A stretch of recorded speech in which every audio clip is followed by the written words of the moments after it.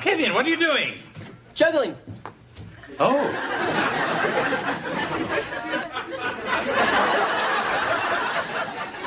You're getting very good at it. This book I got says you just start with one ball, then pretty soon you work your way up to stuff like chainsaws and puppies. Not at the same time, I hope. Why all this sudden interest in juggling? I need this to get into a good college. I thought you needed good grades. Everybody's got those. You gotta have something else, something that makes you stand out. I mean, I read where this guy got into Harvard just because he built these really great sandcastles. Well, good luck. Hey, wait. I'm gonna try 2 now.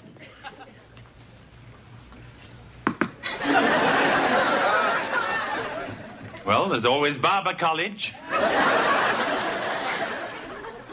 Afternoon, ladies. Afternoon. Mr. Belvedere, if you're having a party for 50 people, how much prune juice do you need? How early do you want it to end?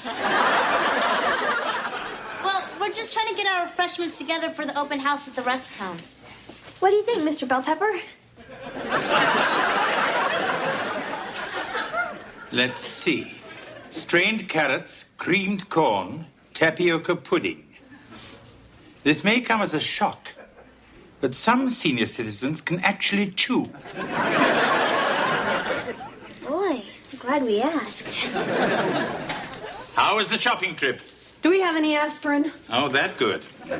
It happens every time. We get to the mall, I turn my back for 1 second, and they disappear. It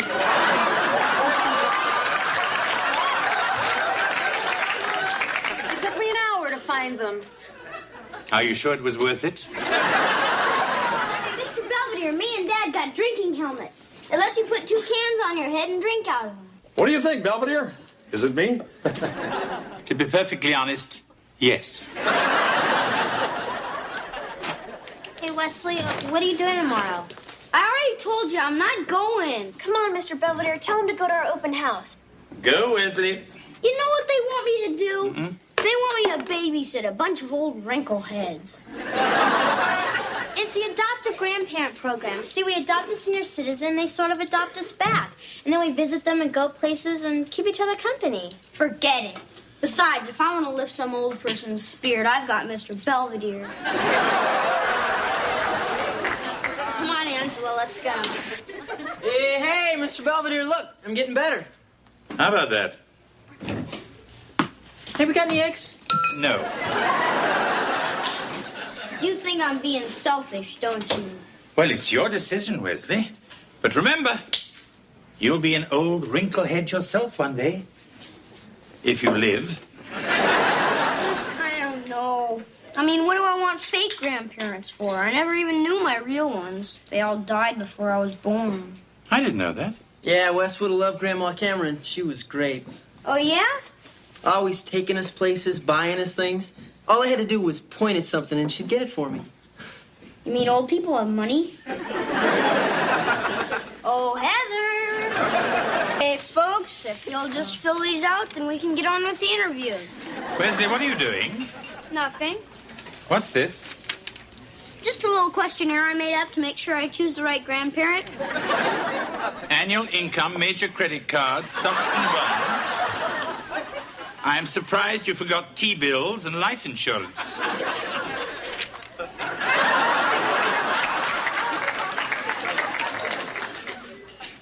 Wesley, this is a new low, even for you. Come on, I'm just doing it for their own good. I mean, I don't want some poor old person spending their last nickel on me. And I know they're gonna want to. Wouldn't you? All right, all right. Hi. Hi.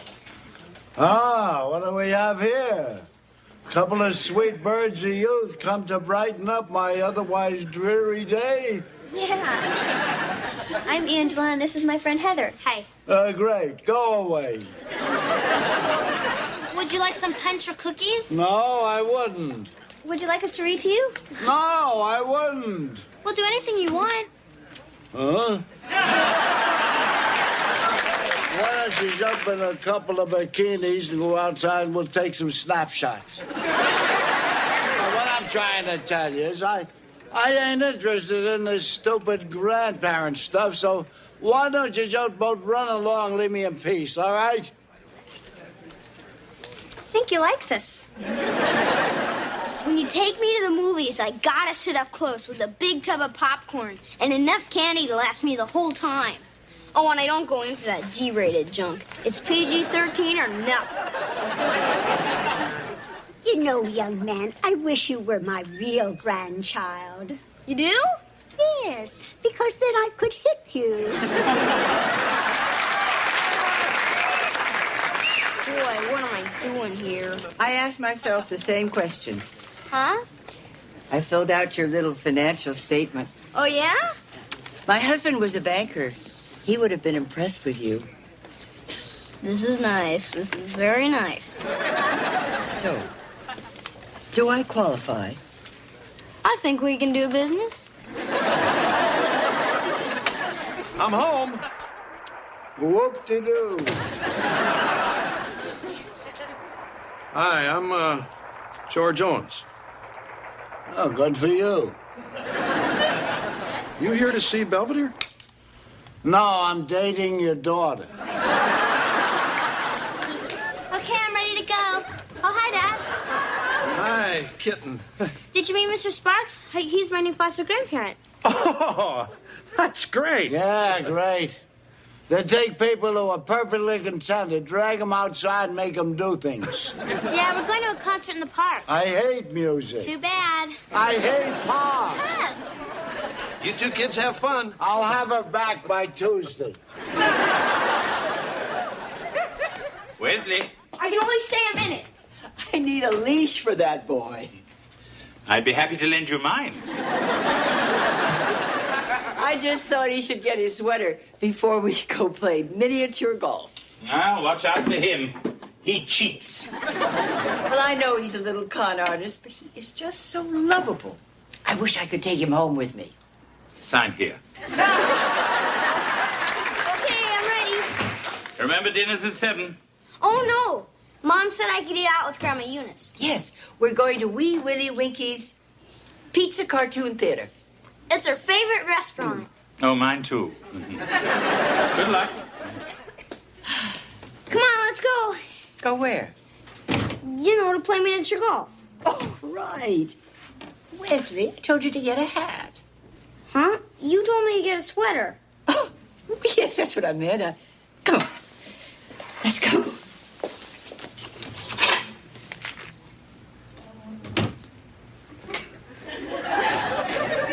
Are you going to juggle that? Nah, juggling was stupid. I mean, what college is going to care about somebody just because he can throw a bunch of balls up in the air? Yes, especially when it's only 2. Anyway, I figured I'd try something more artistic. And this is it? Yeah, it's a modern sculpture. I call it roadside litter. What do you think? Well, it's certainly something I'd throw out of my car. Hey, thanks. Anyway, here's Mom carrying me home from the hospital. Oh, you were adorable. She was in labor for 27 hours. That's why she looks like that. And here's me in my crib when I was 6 months old. Is that barbed wire? Something like that. And here's me and Dad taking a bath together. Wes, you want to fast forward that one? Hey, guys. Hey, Mom. I'm treating Grandma Eunice to my famous slideshow. Oh, isn't that nice? You want to sit down and watch the rest of it? I'd love to, honey, but I've got to go do something else. Yeah, I gotta go do that too. You don't have to watch the rest of it either if you don't want. Oh, no, it's fine. You sure? This does get a little boring, even for me. I'm not bored. Besides, it isn't what you're doing that matters. It's who you're with.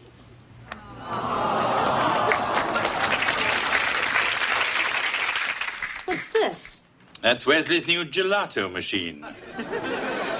Told him not to take advantage. Then you better not look in the garage. What did she do? Buy him a bike? Go-kart. Well, bye. Me and Grandma Eunice are going to the movies now. Wesley, what did I say about letting Mrs. Dodson spoil you? Go for it. Come on, Mom. It's not my fault. I told her she doesn't have to keep buying me stuff, but she likes to. Anyway, the movie tonight is my treat. Oh, that's very nice, Wesley. Where did you get the money? Grandma Eunice gave me $20. Wesley, is everything okay? Oh, sure. Mrs. Dodson, I really don't think Wesley should be taking any money from you. I don't think so either. But you did give him that $20. Oh, no, I didn't. Sure you did. Wesley, I was going to use that money for the movies. But you gave it to me. I did not. Don't you remember? You said it was all the money you had. No, Let it go.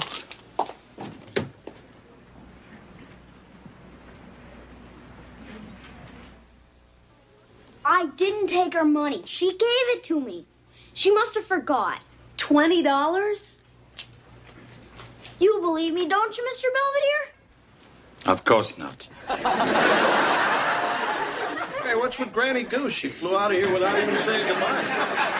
Dad'll believe me, won't you, Dad? Sure I will, pal. What did he do? Mrs. Dodson said he took $20 out of her purse. I didn't do it, Dad, I swear. All right, Westman. We believe you. No, you don't. Actually, if Wesley had wanted to get the $20, he'd have been much more shifty and underhanded in obtaining it. Thanks, Mr. Belvedere.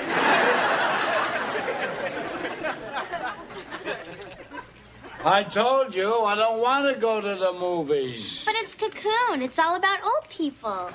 Just what I need, a change of pace. Hi, Mrs. Dodson.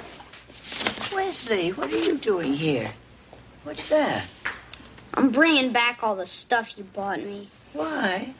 I didn't ask you to do that. Did I? No, it's just everyone says I took advantage of you. So, here. All right. I'm gonna go back to the U-Haul, start bringing in the rest.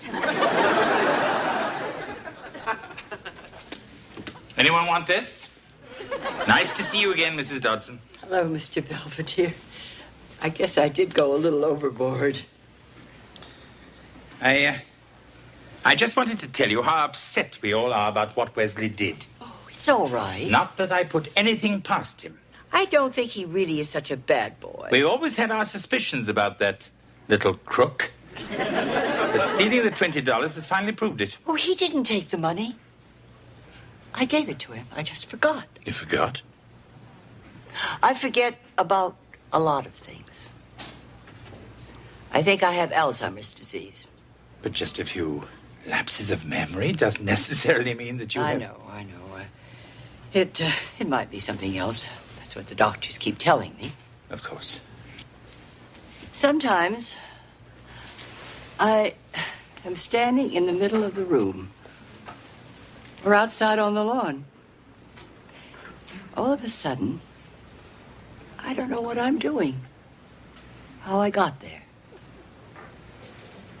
You know, Wesley still thinks that you think he stole the money. I am sorry about that.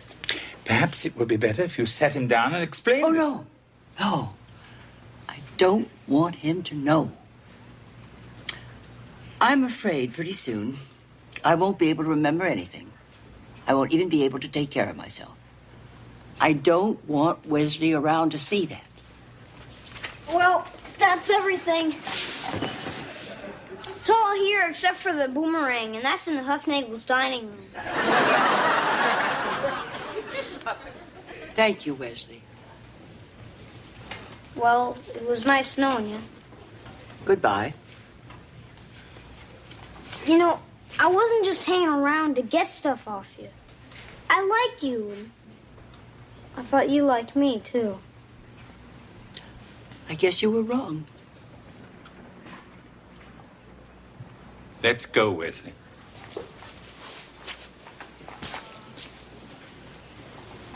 Here, I forgot this.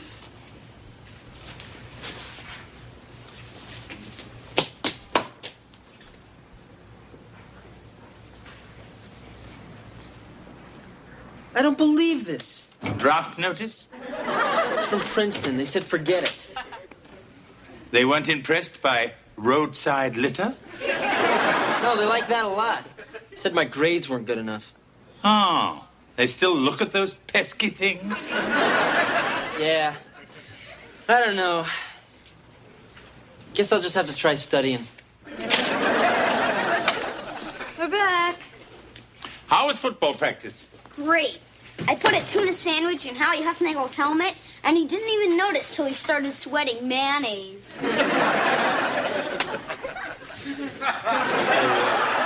That's not so funny, champ. Anyway, I got the mail. There's something for you here, Wes. Oh, yeah?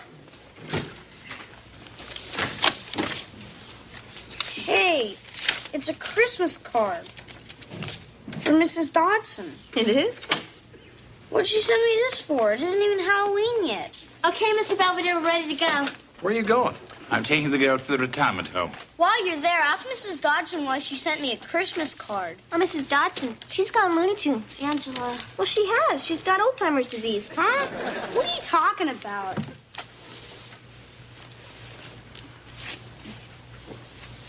Hey, what's going on? You guys aren't telling me something. Wesley, Mrs. Dodson has Alzheimer's disease. What's that? Well, it means she's kind of sick in the head, honey. It affects her thinking, her memory. That's why she thought you took her money, pal. Because she just forgot she gave it to you. Oh.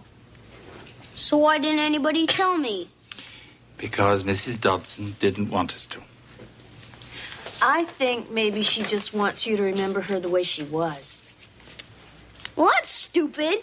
And I'm gonna go down and tell her so. Hey, champ, I don't think that's such a good idea. Why not? Well, because you haven't seen her in a long time, and she's a lot different. Yeah, she probably wouldn't even recognize you. Oh, yeah? Nobody forgets Wesley T. Owens.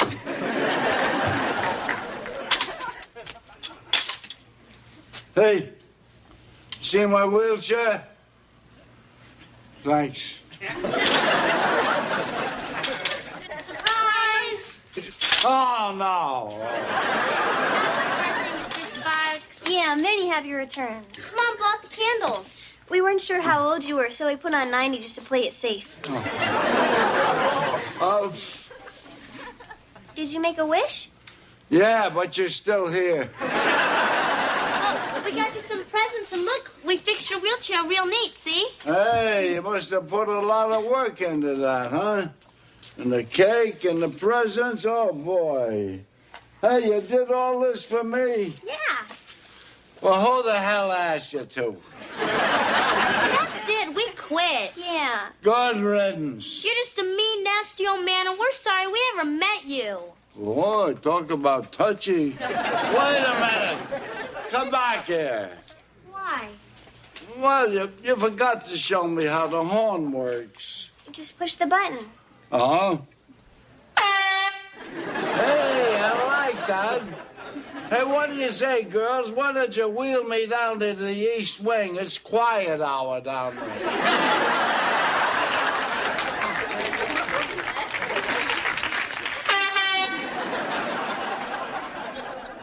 Hey, there you are. I've been looking all over for you. Is that so? I got your Christmas card, and everyone told me you were sick and wouldn't recognize me anymore. Is that so? It's okay if you forget stuff once in a while. I do, too. I mean, yesterday I forgot my lunch. Actually, I didn't really forget it. Mr. Belvedere made me a sardine sandwich, and I just told him I forgot it. Is that so? Hey, what do you keep saying that for? Are you mad at me or something? It looks like rain. Yeah, the weatherman said it might rain tonight with thunder and lightning and everything. You remember when I was 15? No. I had my first real date. His name was Cal. And I wore that organdy dress, you know, the one with the beautiful hand stitching. Anyway, we were walking to the dance, and halfway down Sutton Street, it began to pour. And my hair and my dress and everything just got soaked. Oh, but we had the best time anyway. Come on, I don't know about any of that stuff. I'm Wesley. This is 1986. Is that so? Wesley, I think we should go. I'm not going anywhere until she remembers me. Wesley. Come on, it's me. We went to the movies and played miniature golf and had ice cream together. Remember this? Remember when I used to do this and you'd tell me my face would freeze?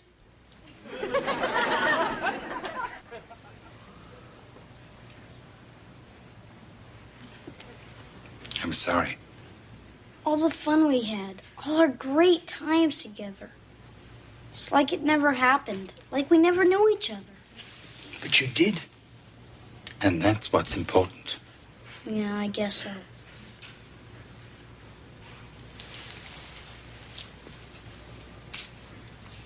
Goodbye, Grandma. It was nice having one, even for a little while.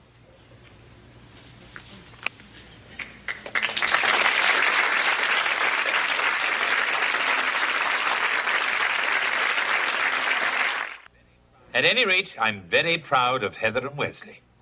They still visit the retirement home from time to time, and I think the experience has given them a better understanding and appreciation for those in their golden years.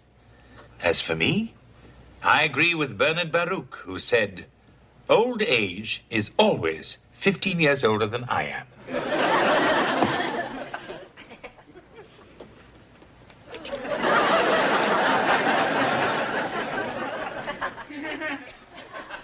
I'm not getting older, I'm getting sillier.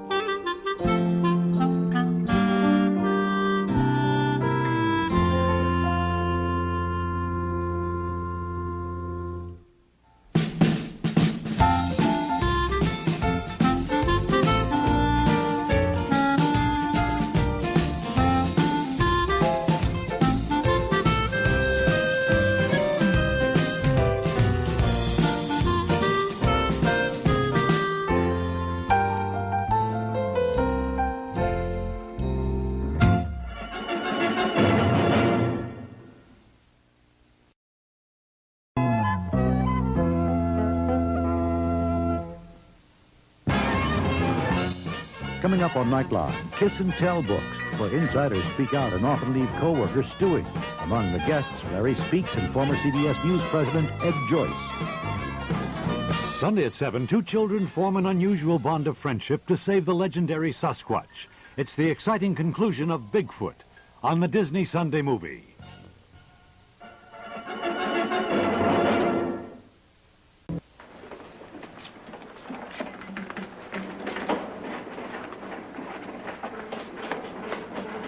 Come on, Mr. Belvedere, we're gonna be late. It's all right, Wesley. We'll get to the theater in plenty of time. But it's the new Jaws movie. I don't want to miss the first time the shark eats somebody. If he can have a snack, so can I. Well, okay, I'm gonna go stand in line and get our tickets. Remember, no picking pockets. Well, then you'd better give me some money. Thanks. All right, honey, what would you like? Nothing. How about a hamburger and a chocolate shake? No, I didn't want to come here anyway. I wanted sushi. Oh, honey, we don't have time for that. What about some nice fried chicken? No. A hot dog? No. They got tacos and burritos? I hate Mexican food. Oh, then what about a nice fish sandwich? That's almost like sushi. No, it's not. It is if you eat it raw. Hey, you can't talk to me like that. Yes, I can. So order your stupid hamburger before I put your buns on the grill.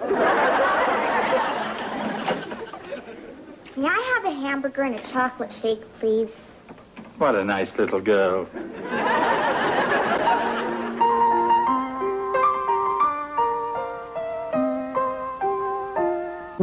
Streaks on the china never mattered before. Who cares when you drop kicked your jacket as you came through the door? No one glared. According to to our new arrivals. Life is more than mere survival, and we just might live the good life yet. Okay, I got the crystal diode all attached. Are you sure this is gonna work? Doesn't look like a radio to me. Sure, I'm sure. See, the cylinder is wrapped in copper wire, the tuner strip is in place. All we gotta do now is hook up the antenna.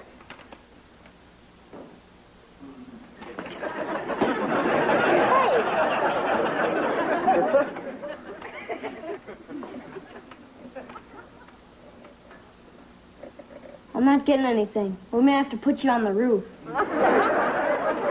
Hello, boys. Giving Miles a jump start, are we? No, I'm an antenna. Not anymore. What is all this? It's supposed to be a crystal set for our science project, but I can't seem to get it to work. Regardless, you shouldn't go around attaching wires to people, even if they have a good place to put them. Where were you all day? You could have helped us. It was my day off. I had business to do. Well, that's all right. You can help us tonight, right? I may have more business to do tonight.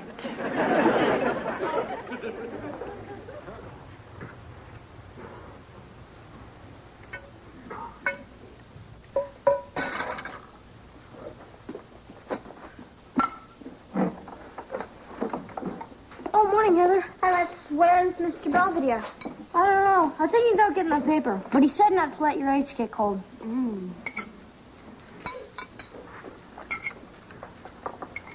7:45 a.m. Subject ingests experimental substance. Huh? 7:45 and 10 seconds. No visible effects. Respiration appears normal. Arthur, what are you doing? My science project. Just keep eating. What are you talking about? Did you put something in my eggs? 7:46. Subject becomes hysterical. Wesley, I'm going to kill you.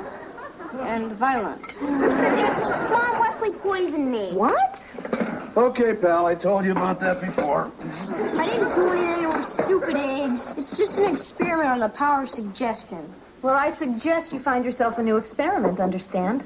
Yes, ma'am. Juice? So where's Mr. Belvedere? I don't know. He went up in his room. Yeah, I was up till 1 studying. I never even saw him come in. You know, the big guy's been bugging out every day for a week now. I wonder what he's doing. Maybe he's got a broad stash someplace. Where? Well, that's what Dad says.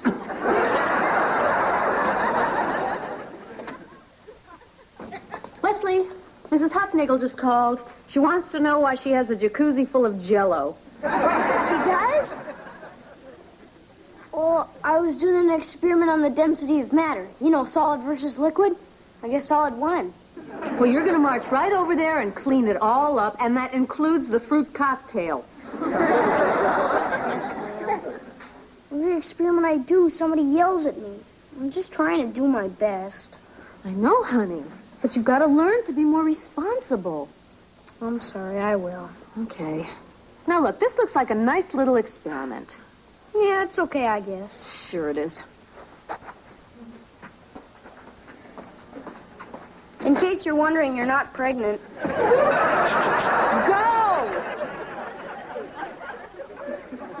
Hi, Wesley. Oh, hey, Miles. Checked out some real good books for our science project. Oh, yeah? Yeah. See, I got the Little Golden Book of Science, Dr. Rizzo's Fun Experiments for Boys and Girls, and Friedman's Advanced Theory and Application of Atomic Energy. That sounds like fun.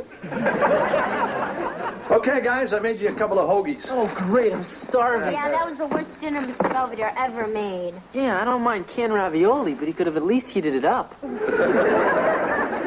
Maybe Wes is right. Maybe he is seeing somebody. Yeah, and I bet she's a real bimbo, like a stripper or something, and he's ashamed to bring her home. Hey, look at this. Maybe this is what he's doing at night. Huh? Donut shop bandit baffles police. Now, this guy's only taking money.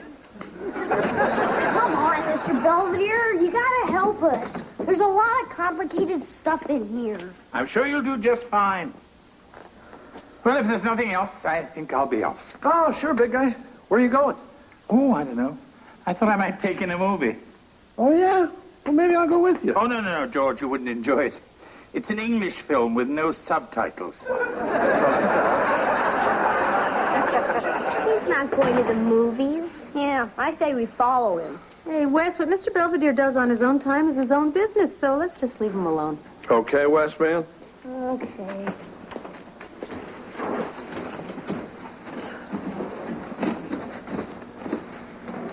You know, they didn't say you couldn't follow him, and I can follow you. Huh? Let's go.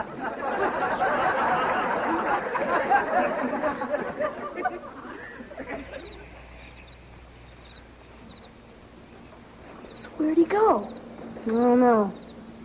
He must have gone in here. Maybe this is where his girlfriend lives. Stay down.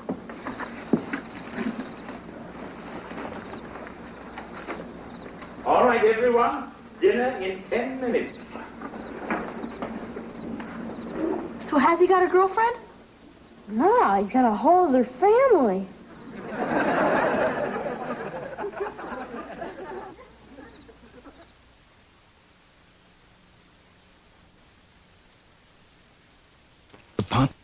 Introducing Fab 1.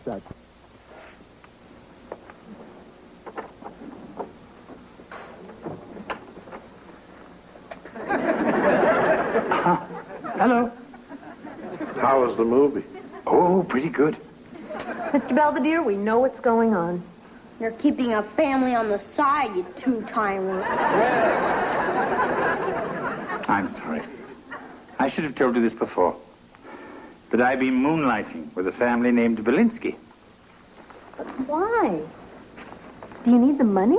Yeah, I mean, if that's the reason, Dad can always give you a raise. Hey,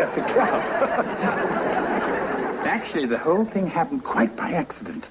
I was at the mall, and there was this woman with a child, actually more frightening than Wesley. Oh, yeah? Anyway, when I told her that I was a housekeeper, she started in about what a mess her family was, and how she would kill for somebody wonderful like me.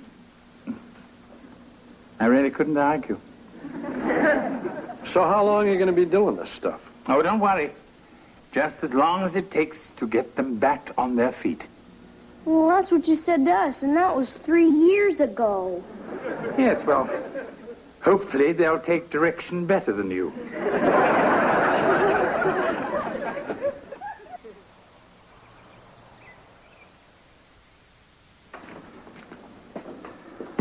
Hello, Buzz.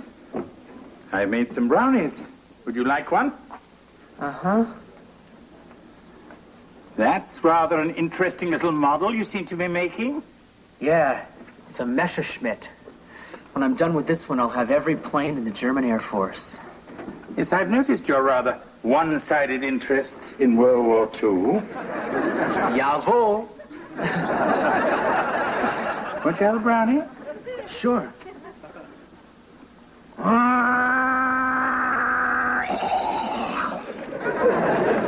think I'll take the glue.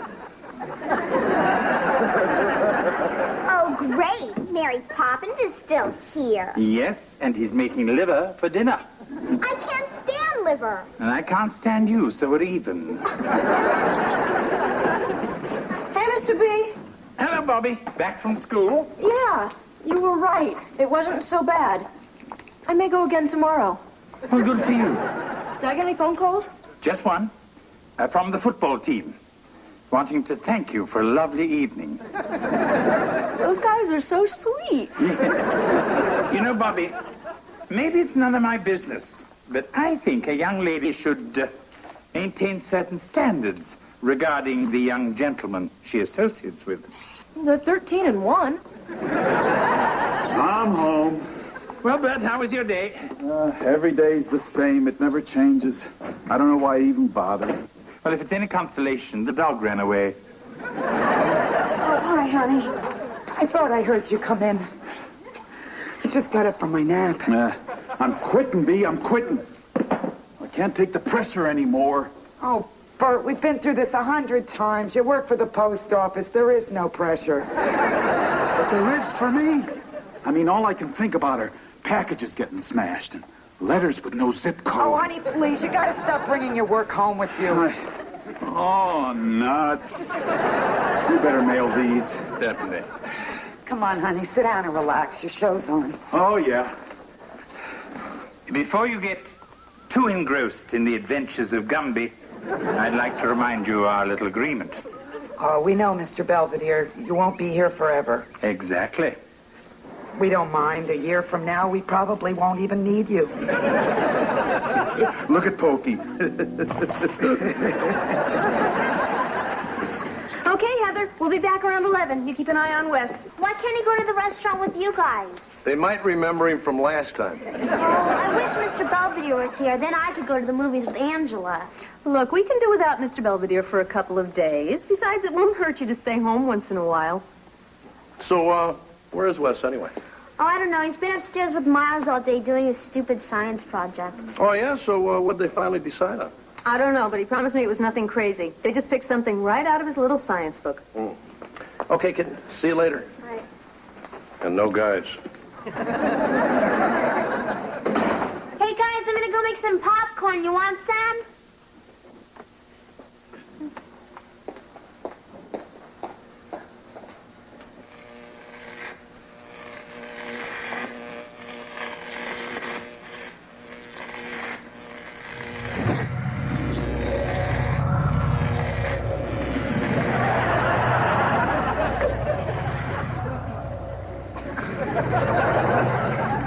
I think that went rather well.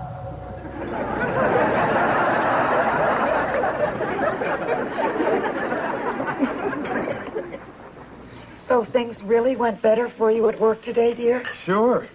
Just as Mr. Belvedere said, people don't expect much from the post office anyway, so why disappoint them? Right, Lynn? Something like that?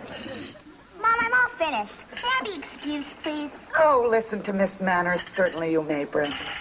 Me too, okay, Mom? I want to finish my model of the Vatican. Oh, yes, dear. Bobby, I wonder if you'd help me clear the table. Oh, certainly, Mr. Belvedere. I don't have to be at choir practice for an hour. Oh, Mr. Belvedere, you've been the answer to our prayers. I usually am. No, really, we don't know how to thank you. It's like we're a whole new family. Yes, which is why it's time for me to go. What? Well, you knew it was only temporary.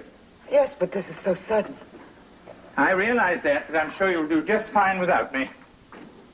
Yeah, sure. Of course, I'll finish the kitchen before I go. Hey,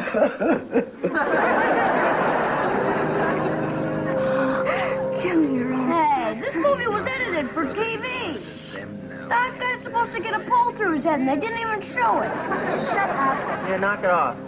Anyway, look, Wes, this guy's getting his brain sucked out. Heather, Wesley, you have school tomorrow. You should be in bed. Kevin, you're home awfully early from your date.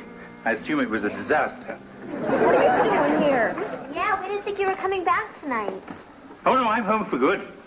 My service with the Belinsky family is officially over. That's great. Yeah, we're glad to have you back, Mr. Belvedere. Thank you, Wesley.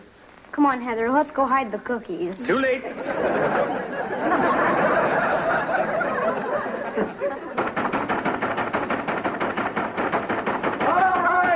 All right, I'm coming. It's better not be Wes ordering another pizza.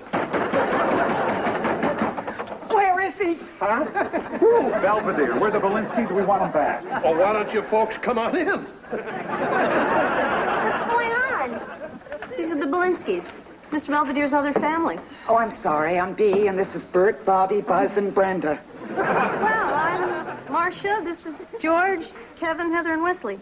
Hey, Mom, their names all start with different letters. It's not nice to make fun of people. I hope I'm having a nightmare. What are you all doing here? The minute you left, everything just started to fall apart. But it's only been 3 hours. We know. It's been a living hell. Come on, Belvedere, please. You gotta come back home with us. This is his home. He's not far, Fred. Is so? Yeah, but we had him first. So what? You Everybody needs a little help. Will you please control your children? There's nothing wrong with my children.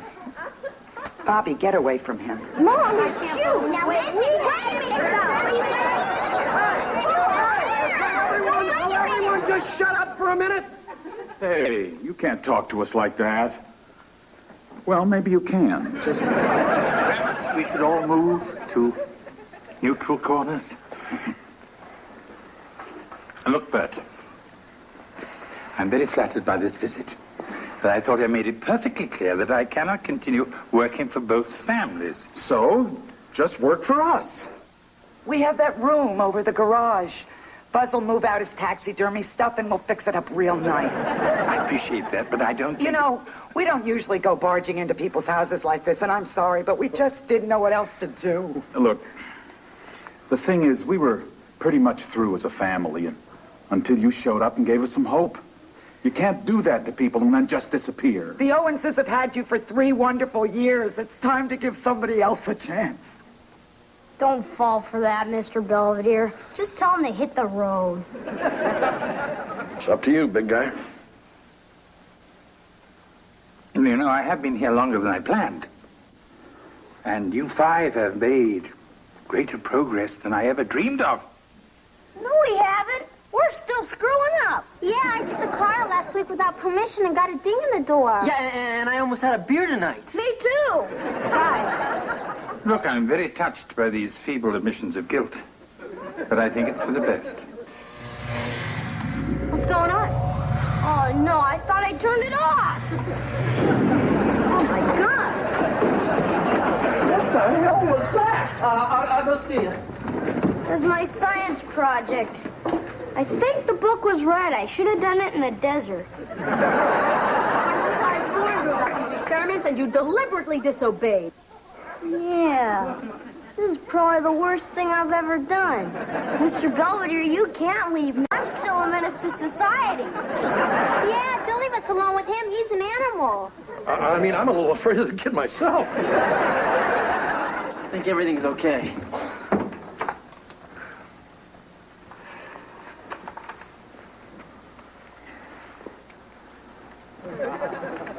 I'm sorry, I'm staying with the Owenses. But why? We're still a worse family than they are. Yeah, they don't need you as much as we do. It's not how much they need me. It's how much I need them. Good night.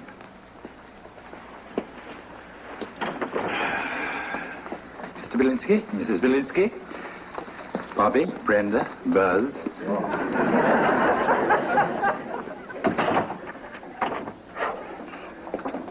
You can wipe those silly smirks off your face. I only said that to get rid of them. Sure, big guy. Well, good night. He's really just a big softy, isn't he? Not for long.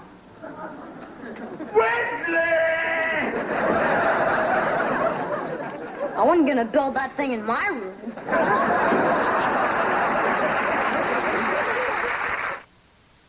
Mr. Belvedere will be right back. As the condition of my room illustrates, leaving the Owenses alone, even briefly, can have the most explosive of consequences.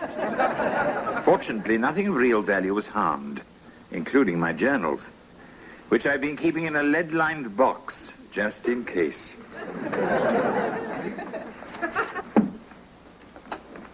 Have I really been here this long?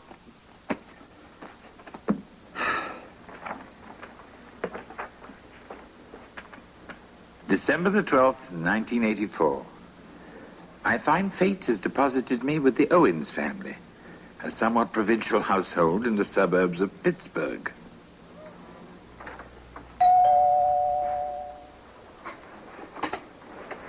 Is this the Owens residence? Uh-huh. And I take it you're one of them? Uh-huh. Is there someone here who speaks English? Pardon me, Mr. That's Belvedere. Lynn Belvedere. Lynn? That's a girl's name. Wesley. Wesley? A difficult birth, I take it. Maybe Mr. Belvedere should wait until we're sure it's safe. I don't care.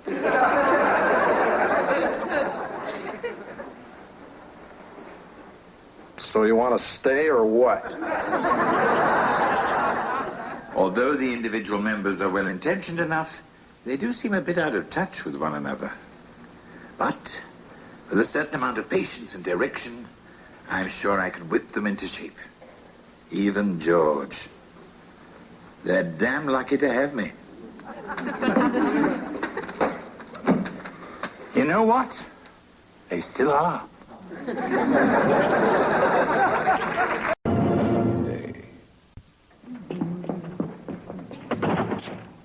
Hey, guess who's breezing into town for a visit this week? Victor Moan? Oh, Wendy. She's coming in from Stanford for semester break. That's nice.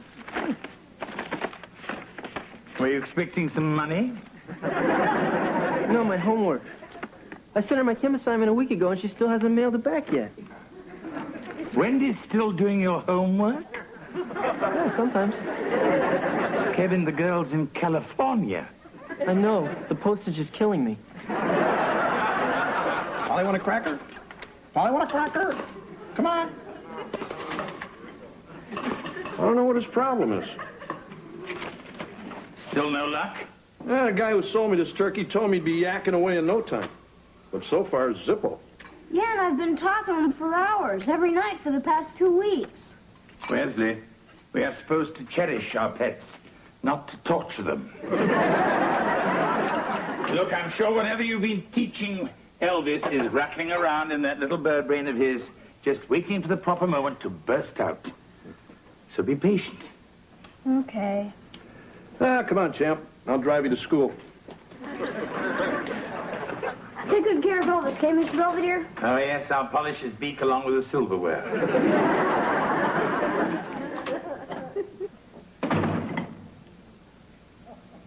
Want a cookie, Elvis? Suit yourself. Hello, Chubby? Hello, Chubby?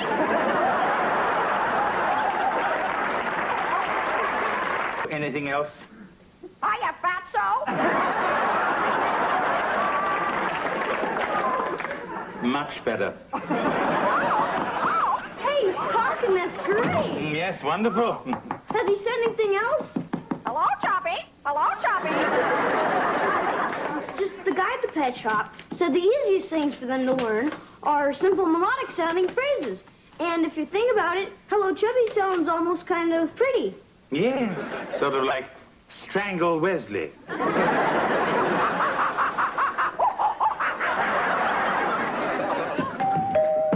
I get it. Hi, I just flew in from California. Can I use your bathroom?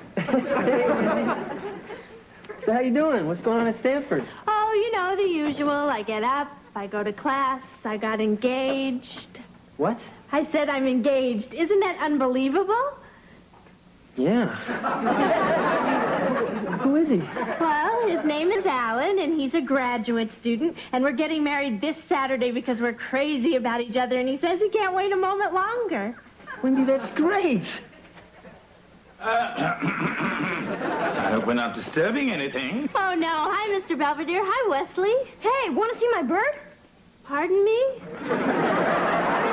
Mine a bird. Everybody, guess what? Wendy's getting married. Does that mean you don't have the hots for my brother anymore? Wes. Come along, Wesley. It's time to go and clean out your cage. Anyway, I better get back over to my parents. I told them the news this morning. They must have stopped dancing by now. Right. Oh, and listen, Alan's flying in from San Francisco tomorrow. Why don't we all have dinner together? I really want you to meet him. Sounds terrific. Is it okay if I bring a date? Sure. Why wouldn't it be? See ya. Bye.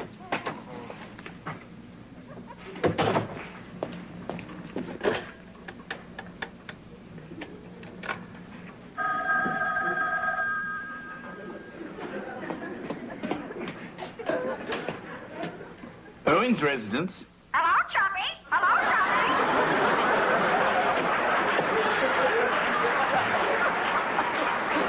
Hey, Belvedere. Who was that on the phone? An obscene bird call? Very amusing. Ah, come on, big guy. It was just a joke. Aren't you going to take him with you? No, he told me he likes it here. Besides, I think it's time to feed him. To whom?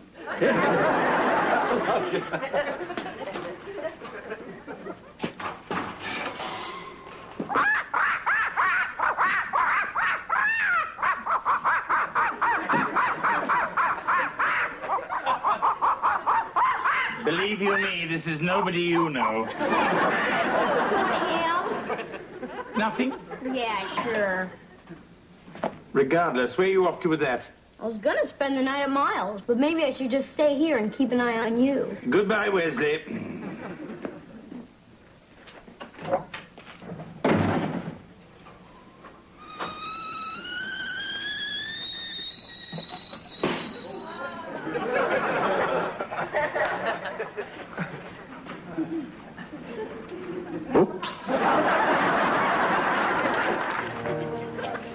Hi, everybody. Sorry we're late. Kevin, this is Alan. Hi, I've heard a lot about you. Like what? Nothing really. It's just something people say. Oh. Anyway, Wendy, Alan, this is Fawn. Hi, Wendy. Hi, Fawn. So, why don't we just sit down, huh? So, Alan, Wendy tells me you guys met at Stanford. Oh, yeah.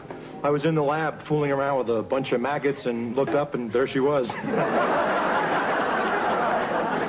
Alan's about to get his master's degree in entomology. That's the study of insects. I know that. I played a locust once in my Bible school pageant. We swarmed all over cardboard Egypt. That sounds like pretty interesting work, Alan. Oh, it is. In fact, I'm standing on the brink of a major breakthrough in the area of cockroach control. Alan, we're about to eat. See, I've developed a non-toxic chemical compound. It doesn't actually kill the roaches, but it leaves them sterile so that they can't have any cockroach babies. Gee, Alan, that sounds great. Oh, but they can still adopt, right?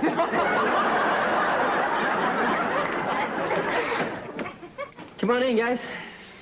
It's a shame Fawn had to leave early for baton practice. Yeah, well, she says things are getting pretty hectic with the Slag Festival coming up. Hey, look who's here. Oh, hi, Mr. and Mrs. Owens. This is Alan. I take it he's the lucky guy? I think so. So, what are your plans for after the wedding? Oh, nothing much. Just go back to Stanford, finish school. Oh, unless somebody gets a little bug in their oven. It's fun, Alan. And besides, I've already promised myself no kids until I get my degree. No, I didn't promise. Then maybe I better start feeding you some of the same stuff you've been giving those roaches. Listen, I'm gonna go get something to drink. Does anybody want anything? I'll take a diet, whatever. Here, Elvis. Here, Elvis.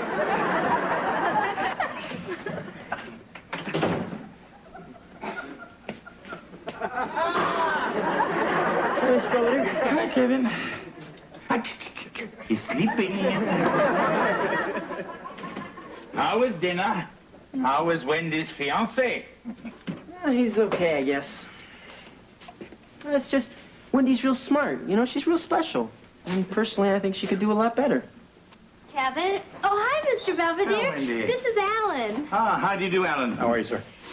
Kevin, Alan and I have discussed it, and he has something very important he wants to ask you. Oh, yeah? Well, the thing is, I don't have any friends here. Or anywhere, really. I thought maybe if you weren't busy or anything Saturday night, you might want to be my best man.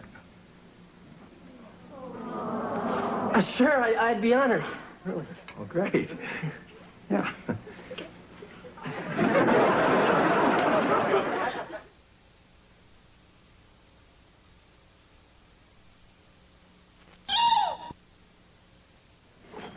Hi, Mom. Hi, Dad. Hi, Hey, honey. kitten. Is that the cake for Wendy's party? Oh, yeah. I got it at this dietetic bakery. The lady told me there's only 50 calories in the whole thing. That's great. So what flavor did you get? Oh, tomato.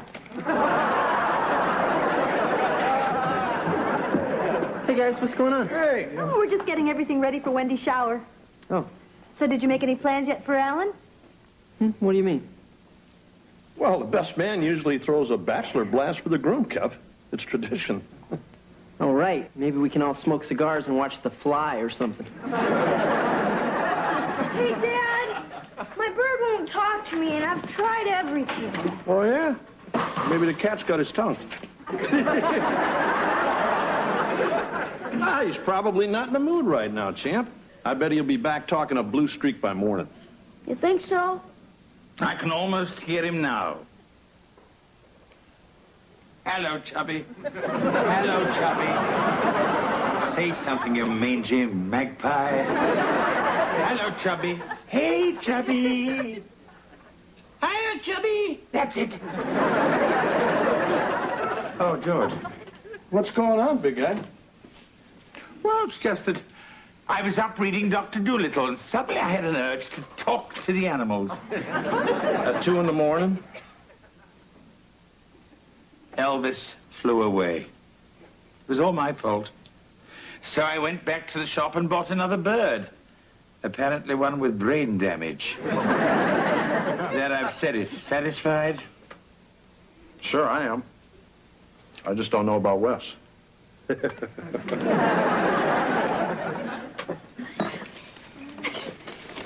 All right. This'll come in handy. Alan, where have you been? Thanks, Deb. Oh, here, Wendy, open up mine. Okay.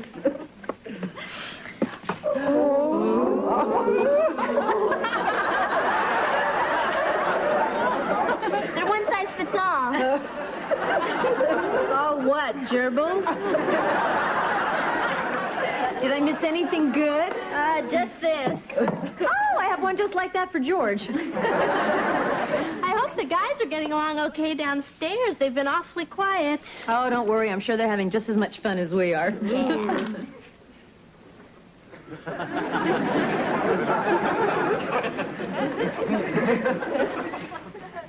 Really appreciate you guys going through all this trouble for me. Sure, Al. I mean, I've only been to one other bachelor party my entire life, and nothing compared to this. Everybody, it's showtime. Ready, Fly? Ready!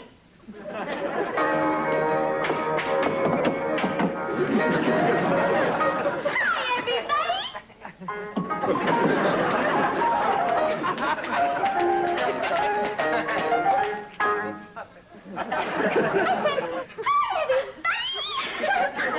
Get the raid. My name is Linda Lou Ladybug, and I came all the way from Bugsville to recite my insect. A, B, C. Just for you. Hit it.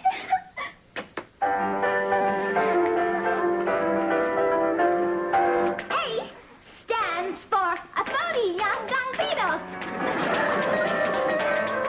Members of this group have their hind legs closer to the tip of their abdomen than their middle legs. And their hind tibia bear two apical spurs. Epidides are most commonly found in cow dung. I know that's where I'd rather be. B, the burrowing webworm. Hey, Kevy. Oh, hey, Wayne. Somebody told me they saw Fawn downstairs. What's she up to? The M's. Oh.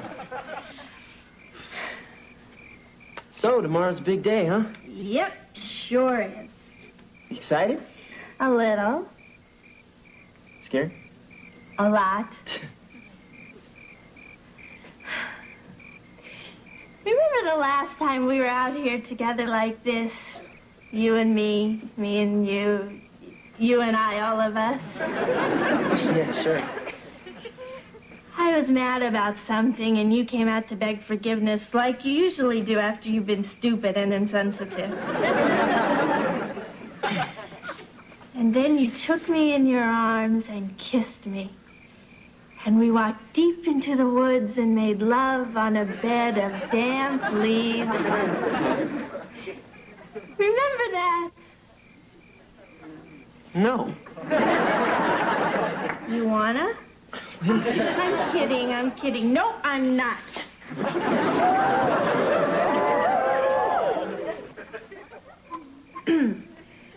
I trust you'll have the decency not to mention this to the other servants. Excuse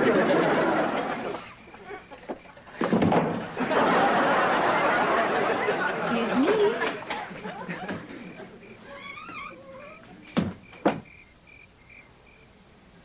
Hi, Miss Belvedere. Why, Kevin, don't you look festive? It's the only thing they had in Alan's size, and Wendy told me we had to match. Yes, well, we can't have the best man showing up the bridegroom now, can we? I think I already have. Oh? Wendy's still in love with me. I mean, she's only marrying Alan to try and prove she isn't. Did she tell you that? Well, no, but believe me, I can tell by the way she's acting. I don't know. If you were me, what would you do? I think I'd mind my own business. Well, I wouldn't, but I think you should.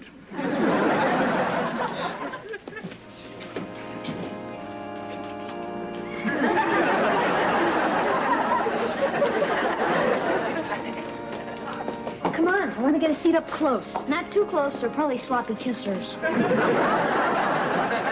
Hey, Kev, guess what? Tuxedo Place had a last-minute cancellation. Pretty snazzy, huh? Ooh. That's nice, too. Thanks. Guess this is it. Kevin, Alan. Oh,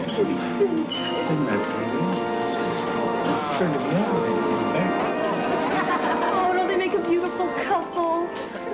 Yeah. I don't know where they're spending their honeymoon, but I wouldn't put them on the second floor.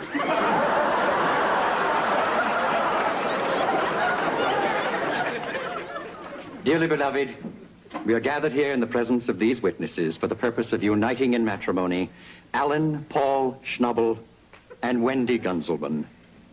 The contract of marriage is most solemn and is not to be entered into lightly, but thoughtfully and seriously. Do you understand, Alan? Yes, I do. Wendy, do you understand? Yes, I do.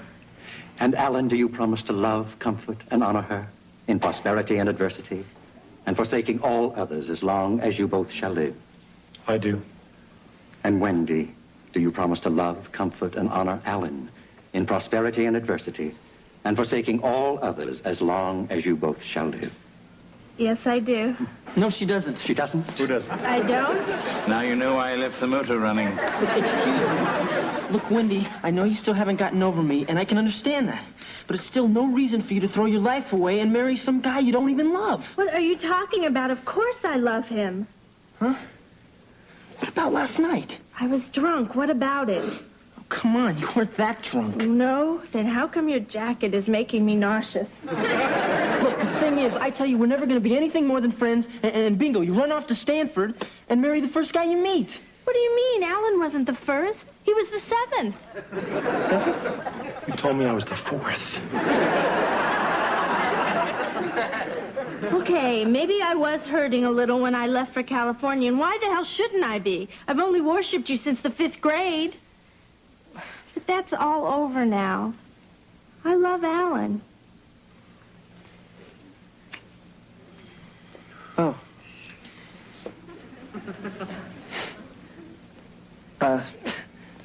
Then I guess you can, go ahead. Gee, thanks. Alan, do you take this woman, Wendy, to be your lawful wedded wife? I do.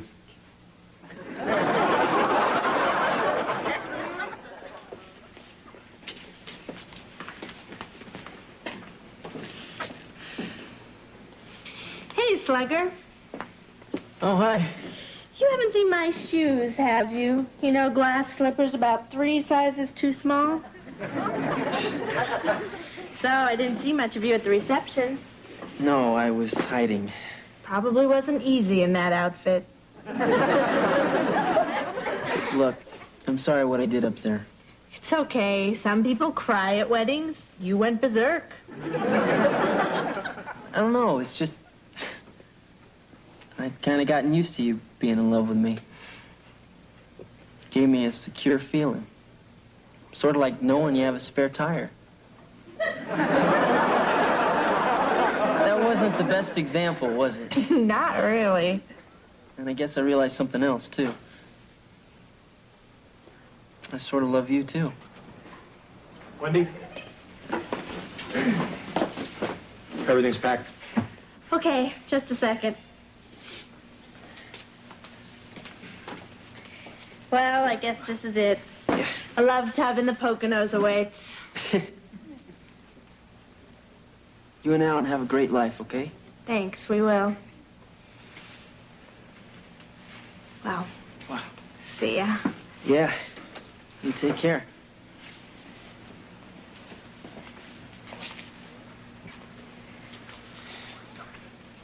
So don't just stand there. Are you going to kiss the bride or what?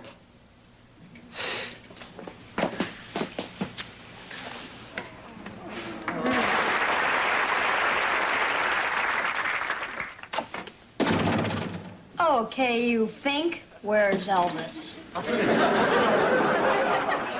Rock and roll heaven? I went to the pet store to see about trading for another minor bird, and he said he sold the last one 3 days ago to a stuck-up English guy.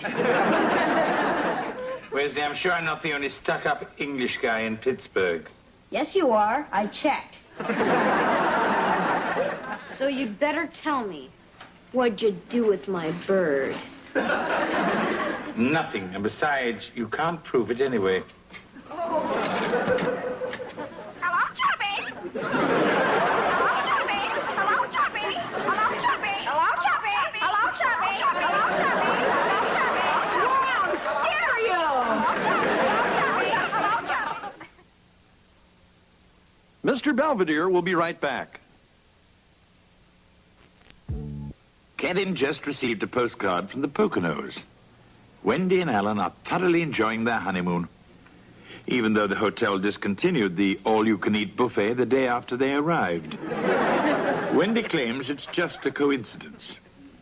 As for Heckle and Jekyll, they're still bombarding me with their avian insults. Wesley says if I took more of an interest in them, we'd get along much better.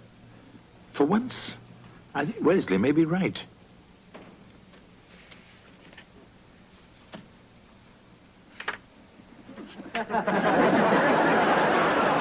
Chapter 1, Choosing Your Victim.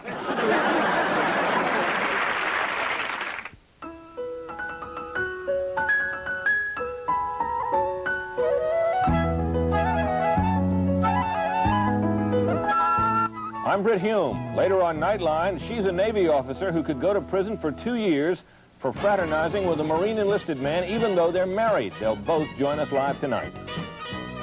Lonnie and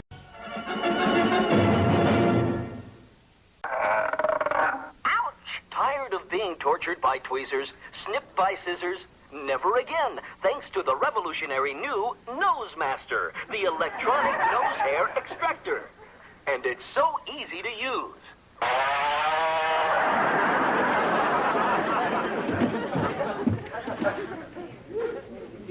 Hello, Wesley. Hey, Mr. Belvedere, you look neat. Thank you. Sort of like Dracula when he's gonna suck somebody's blood. I'd start with yours, but you're not my type. Actually, it's the appropriate dress for the opera. I'm taking your parents to Puccini's Tosca. Oh, yeah? We go to Puccini's for pizza. I'm sure we'll wind up there. Come on, Wes. We're supposed to meet Angela at the movies. I'm not going. All they ever want to see is that mushy teenage junk. Yeah, well, all you ever want to see is that gross-out horror junk. Well, why don't you compromise and go and see Texas Chainsaw Love Story? We're ready. Oh, Mrs. Owens, you look lovely. You too, George. Thanks. So how long is this opera thing going to last? It'll be over when the fat lady sings. Really? Come on, George. It won't hurt us to get a little culture. Yeah, you're right. And in case it gets a little boring, you can always listen to the hockey game on this. No, George. Hey, Dad, can I have the keys to the car? Oh, sure, pal. There you go. Hey, these are for the wagon. Yes, Kevin. You'll have to take the brown bomber this evening. Why, you guys going out? No. We thought we'd get dressed and watch Punky Brewster. I can't take the wagon. I'm going to a party. I mean, what if I meet somebody? The doors don't work. She'll have to crawl through the window. Sounds like my kind of date. Come on, Dad. You said you were going to help me buy a car, remember? I've already saved $1,800. Okay, pal, I'll tell you what. I'll match your $1,800 and we'll go out looking for a new set of wheels tomorrow. All right. Thanks, Dad. You too, Mom. Yeah. Have fun. Excuse me, but I have a very important announcement to make. Are you leaving home? I'm staying home. I mean, I'm 11 and a half years old, and I'm smart, and I've proved I can be responsible, so I think I've earned the right to stay here by myself and not have to go to the movies with two dumb broads. Yeah. George, what do you think? Well, I think it'd be okay for him to be here alone, right, Belvedere? Yes, but I'd check your homeowner's policy first. Okay, Wes, but we're only letting you because we trust you. Now, you remember, you don't open the door to anybody, and you're in bed by 10. Sure, Mom. We'll be back in a few hours, champ.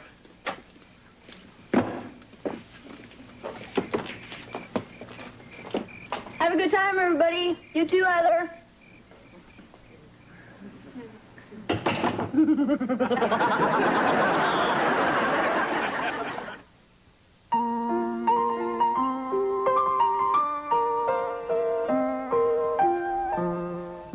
Streaks on the china never mattered before. Who cares when you drop kicked your jacket as you came through the door? No one glared. According to our new rivals, life is more than mere survival, and we just might live the good life yet. Hey, Kev, why don't you get a vet? Here's a used one for $30,000. Great. I can almost afford one of the hubcaps. Well, how about this one? 1979 Cadillac for only $300. Oh, yeah? Down at the bottom. Excellent condition. One owner. Phil's dead pet removal service. Thanks anyway, Wes. I just figured if anything happened to Heather, we'd be all set. Hey, come on, Belvedere, give me a break. I was sorry. I've never been so embarrassed in my entire life. It's just I didn't even think I was going to like the opera, but when Tosca went into her big aria, I guess I got a little carried away. I'm happy you enjoyed it, George. But you didn't have to stand up and yell, "Do it to me, Mama."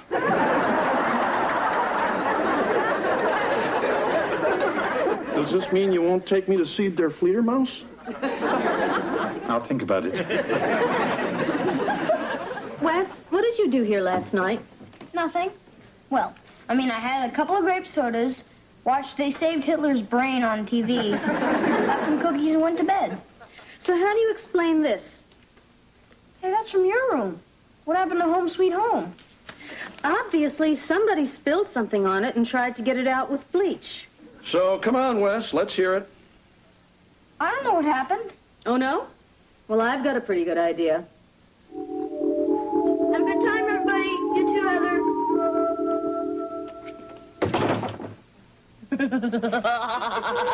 They trusted me, the fools. And I bet you went into the kitchen and got your grape soda and God knows what else. Mine! All mine! But downstairs wasn't good enough for you. You decided you'd rather go up to our room and watch adult movies on cable. Wouldn't you? The Whoopi Channel proudly presents tonight's X-rated feature. A filthy movie you shouldn't be watching, Wesley. Yeah, I know. Then you probably started jumping up and down on the bed, spilled your grape soda on this, and tried to get it out with some bleach. So what do you have to say, Wes? I didn't do it. All I did was watch TV downstairs and went right to bed. The pizza I ordered didn't even come. Well, you're confined to this house until you're ready to tell the truth. Huh? I am. You believe me, don't you, Mr. Belvedere? No. But I never do. How many times has this happened to you? Ouch! If you've been injured by the Nose Master or any similar power hygiene product, call Randall Krupnick, attorney at law. Hey, Wes. Hello, Kevin. What you doing? Nothing, that's all I'm allowed. Oh, yeah, I heard you got grounded. Weird thing is, I didn't even mess up that pillow. Plus, I'm starting to do bad stuff in my sleep. Mr. Belvedere says some psychopaths do, you know. Don't worry, Wes. You didn't do it. Huh? How do you know? Because I did. Huh? No, actually, it wasn't me. It was Rosemary Rubinsky. Who? This great-looking girl I met at the party I went to. See, I thought I had the place to myself, so I brought her back here. Whoa, careful. Oh, wow. You have got the biggest dorm room I have ever seen. And I have seen plenty. Where are your roommates? Oh, don't worry. They're all out for the night. Oh, yeah? Oh, and listen, I'm really sorry you skinned your knee getting into the car. No big deal. I've crawled through pet doors. Rosemary, Yeah. don't you think you've had enough? Yeah, I guess so. What's up here? Oh, yeah. You know, the usual upstairs stuff. Bathrooms, closets, bedrooms. Oh, yeah? Thank you. Nice try, Mr. Belvedere. Hiding the Chips Ahoy under the asparagus. Rosemary, what's the matter? You okay? I don't think I feel so good. Oh, no, please, not here. There's a bathroom right over... Oh, great! Gee, I hope you don't sleep on that pillow.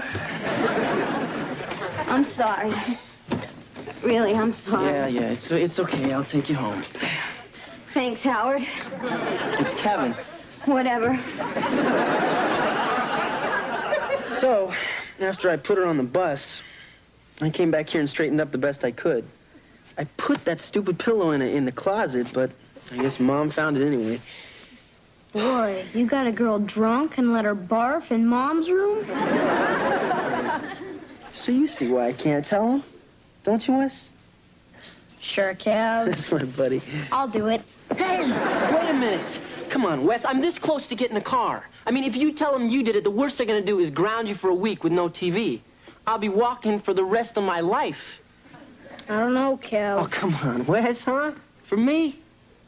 When I get my car, I'll let you drive it. We're back from Lumberama. Hey, Kev, guess what we saw in the parking lot? A for sale sign with an 83 Camaro attached to it. Oh, yeah? Mom, Dad, I have something to tell you. Oh? I lied about last night. It's just like you said, Mom. I was jumping up and down on your bed, and I spilled my soda and ruined your pillow, and I'm sorry. Well, I'm glad you told us the truth. But you're going to have to be punished. No TV, and you're grounded for a week. Drinking on the job again, big guy? Actually, I found it under your bed. Huh? Guess I forgot to mention that.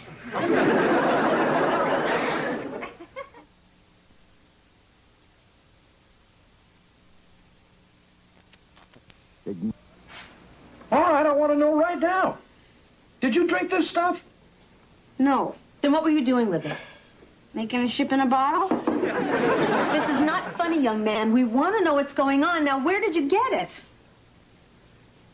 Well, it's like you said before. I couldn't wait to have the house to myself and start messing around. So, Have a good time, everybody. You too. Heather? The fools! They trusted me again! Then I went into the kitchen and got Mr. Belvedere's secret stash of scooter pies. Mine, all mine! But downstairs wasn't good enough for me, so I decided I'd rather go up to your room and watch dirty movies on cable. I hope she's buying this. Anyway, I was on your bed watching TV, just like you said, when I heard this tap, tap, tapping sound at the window. My brother was infected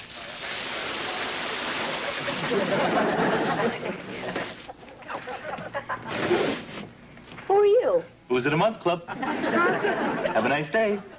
Wait a minute, this is for the Huffnagels. Have a nice day. Hey, wait!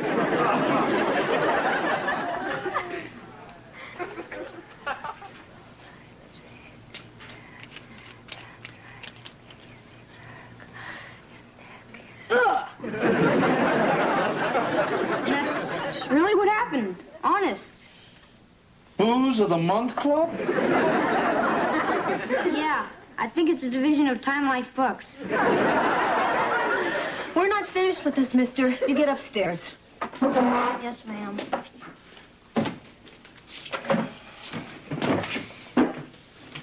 Rode 16 tons, and what do you get?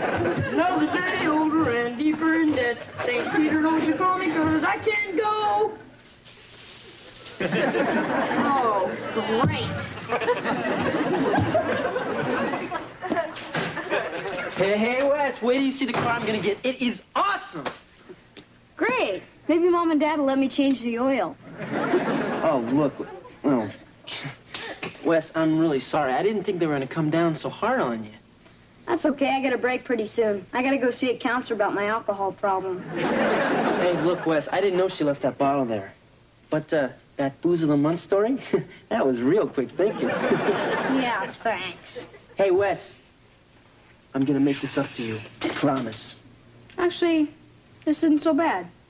Huh? Never been punished for something I didn't do.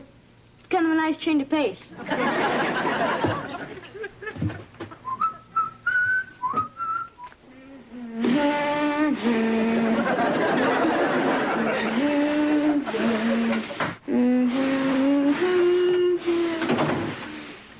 Here's the bread and water you requested. Hey, this isn't very stale. I'm sorry, but there is some mold. Oh, okay then. Wesley, who asked you to do this? Nobody. It's just I finished cleaning the septic tank and it was still light out, so I figured, what the heck? What are you doing? Just checking for fever. You're obviously delirious. Hey, I'm fine. I just think when you've been as bad as I have, you deserve all the punishment you can get.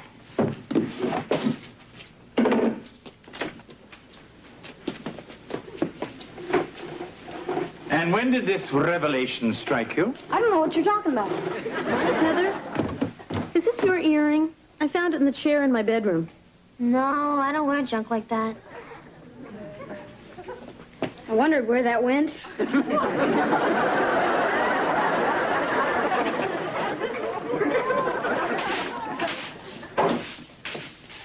Oh, it's you, Kevin. Oh, hi, Miss Belvedere. I heard the sound of manual labor, and naturally I thought it was your brother. Well, it's just Mom and Dad are coming down pretty hard on Wes, and I figured I'd help him out. Feel sorry for the little guy. That's nice. Kevin, you know Wesley pretty well. What do you make of all this? Gee, I really haven't given it much thought. I mean, guess I've been all wrapped up in getting my new car. I think what puzzles me most is that Wesley's usually so good at covering up his tracks. Yeah, he usually is. I mean, bleach on the pillow, a bottle under the bed. Doesn't sound like him. Sounds more like the work of a bungling half-wit.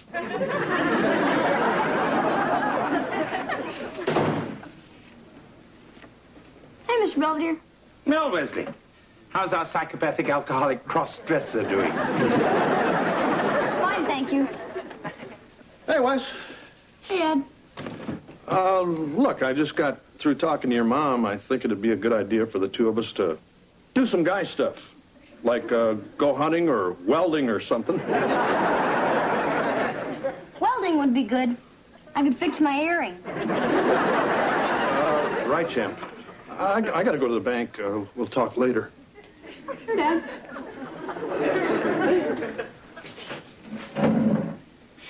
You know, Wesley, they're all very concerned about you. Yeah, I know. But I'm not. Huh? I'm on to you. I know exactly what happened on Friday night. You do? Mm-hmm. Have a good time, everybody. You too, Heather. Now, with the house to yourself, you were finally free to fulfill your long-time dream. Wesley's Casino. Evening, folks. How's everybody doing? Hey, Bob, nice to see you. Can I get another round of knee-highs for the folks over here?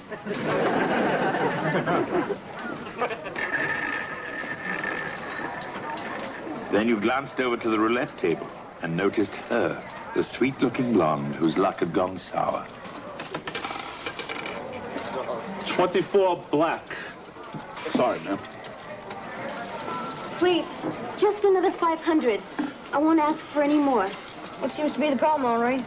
Henri explained that Lola had been losing steadily since we left the opera and was already into the house for 15,000 big ones.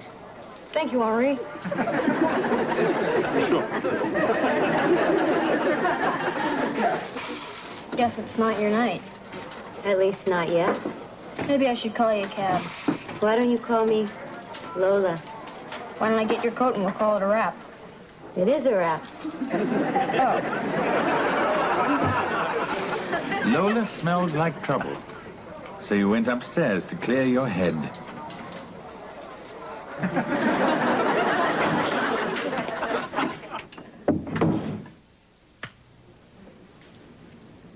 Hi. Care to join me? How'd you get up here? I used the ladder the Booze of the Month guy left. You know, baby, you don't belong in here. This is my mom's room. Look, I need some money. Couldn't you give me something for these? Your ears? No. Please. They're worth thousands. You still owe the box of Cracker Jacks this came in? Please, I'm desperate. You've got to give me enough money to get a bus ticket out of town. I'm running away from my husband. He's a Pittsburgh pirate, and he's insanely jealous. Is that my problem? My husband! Those be my earrings, wench, and I want them back. What are you doing here, Mr. Belvedere? It's my story. I can do what I like. I'll get you, you white kisser! You little earring pincher! I'll get you the freaking... Well? Yes. Yes, it's true. That's exactly what happened. I'm so ashamed.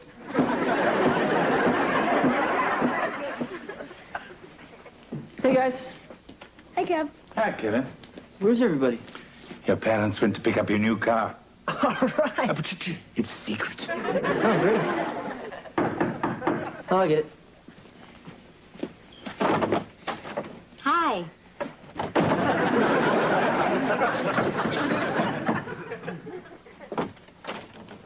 Yes? Can I help you? Yeah, I think I left one of my earrings upstairs. Darling! Mr. Belvedere, he met my fiancé. I believe this is what you're looking for. Yeah, it is. Thanks. Sorry again about that pillow. I hope it all came out. I think it just did. Hey, Kev. Guess what's cherry red and sitting out in the driveway? My butt in about 2 minutes. So when you guys just assumed it was Wesley, and I wanted the car so bad, I just talked him into taking the blame. I didn't think it was going to get so complicated. Well, it's nice to know the truth. Finally. Sorry. Listen, buddy, you ought to know better than to bring a girl like that in this house. You take her to a motel. He knows what I mean. So I guess the car's going back, huh? Well, it would, except it's already paid for. Yeah? So your sister can drive it until we decide you learned your lesson. What? All right, I never drove a stick before. So, Wes, you never really did any of those things, right? Nope. Guess you guys want to say you're sorry, right? You're the one who's going to be sorry, Buster. All this time, your father and I have been worried sick that our son is a drunk and a compulsive liar and God knows what else. You are in very, very, very big trouble. That booze counselor cost us $100. It's coming out of your allowance.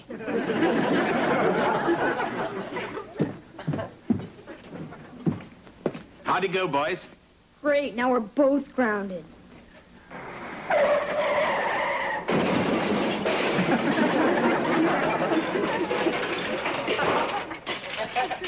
Don't feel too bad. I think your sister will be joining you in a moment.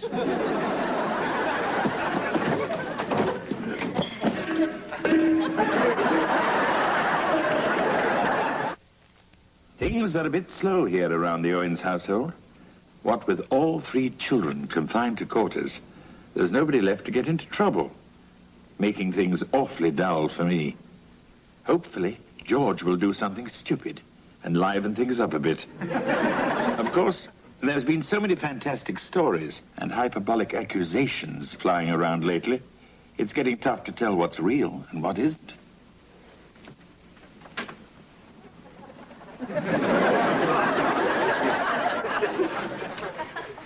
Either way, I'm in luck. Tomorrow at 8 on an ABC movie special, a Disney adventure classic, a timeless story for the whole family, Swiss Family Robinson. Then the hits keep right on coming, but for Spencer, they're not music to his ears on Spencer for Hire. Now, stay tuned for I Married Dora.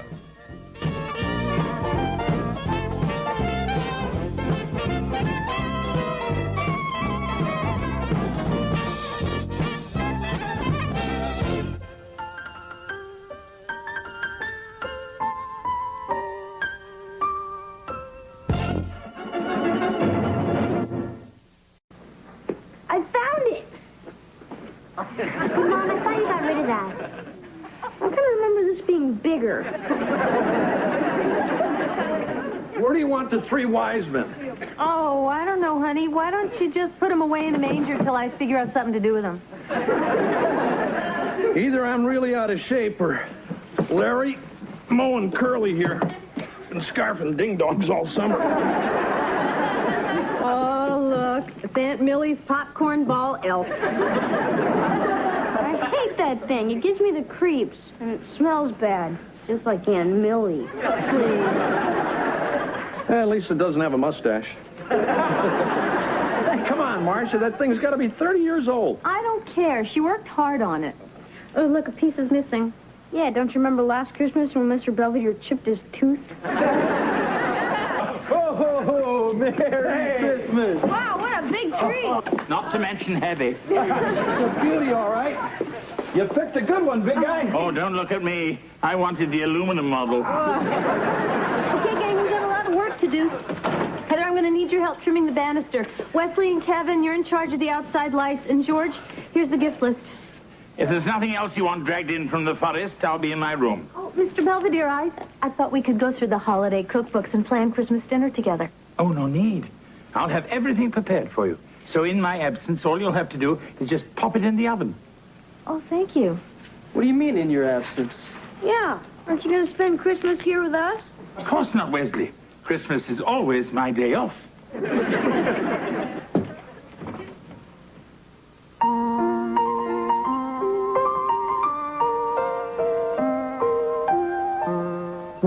Streaks on the china never mattered before. Who cares when you drop kicked your jacket as you came through the door? No one glared. According to our new arrival, life is more than mere survival, and we just might live the good life yet. that in November, our neighbor's dog Gunther jumped over the fence and got our little Charo in the family way. So if you know anyone who would like an adorable puppy, half St. Bernard, half Chihuahua, just let us know. Merry Christmas, Marge and Gower Drobish. Oh, look, they sent us a picture of the pups. Oh! Hey, look at this. The Hafnagel sent us a Christmas card with $20 in it. What's that for? Oh, it's a bribe, honey, to keep Wesley out of their yard. Here we are. Christmas cookies as requested. Don't eat the gingerbread Keno, girl. That's for Wesley. Hey, Mr. Belvedere, these are really good. Aren't you going to have one, big guy? I would, but then I know what's in them. Mr. Belvedere, are you sure you won't change your mind and spend the holiday with us? I'm afraid I've made other plans. Oh, yeah? You got a hot date with one of Santa's helpers? The thing is, you're so much a part of the family. Well, we all have our Christmas traditions, and mine is to spend it alone. I wonder what the big guy does all by himself. I don't know. Maybe he just likes to have Christmas off. I don't know why. I don't pay him for it. Hey, I know. I bet he dresses up like Santa and hands out toys to the needy kids at the orphanage. Nah.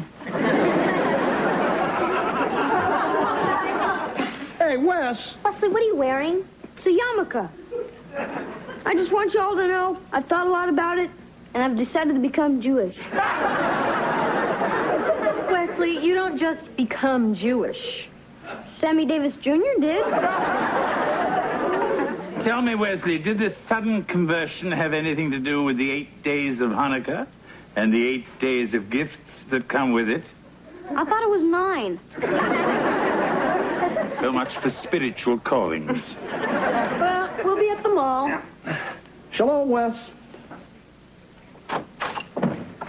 Hi, Miss Belvedere. Hello, Kevin. Well, somebody's sure getting into the Christmas spirit. Oh, really? Who? You. I mean, making all these cookies, wiping up the crumbs with your little poinsettia tea towel. Christmas won't be the same here without you. I think you should stay. Why? So I can go. It's just, there's a bunch of sorority girls, and they're renting a condo in the Poconos, and there's this girl I really like, and she kind of likes me. But there's this other guy that she likes too, and he's going. So if I don't and he does, then they will. Not at all. Look, it's just if I'm not here for Christmas dinner, it's going to break Mom's heart. But if you're here, me being gone won't seem so obvious. You could even sit in my chair. Oh, goody. Can I wear your bib, too? Look, Kevin, I don't think your mother would consider me a suitable substitute for her eldest son. Yeah, I guess you're right. Besides, if you're not here, who's going to spill eggnog on your father? Dreidel, dreidel, dreidel, I made it out of clay. And when it's dry and ready, dreidel I will play. Wesley. Hey, Wes, I thought we talked about this. Well, I'm supposed to light a candle for every present I want. Wes, that's not what Hanukkah's about at all. Well, Joey Goldstein lights candles at his house, and he's 3 presents ahead of me already. That's because it's Joey's religion, pal. He lights the menorah to commemorate the rededication of the temple in Jerusalem. It symbolizes the steadfastness of the Jewish faith under oppression. Sandy Koufax told me that. Anyway, you're just doing it to get stuff. Yeah, but I figured it was worth a shot. Listen to me, young man. If I were you, I'd start thinking more about giving than receiving, or you're going to wind up not celebrating anything.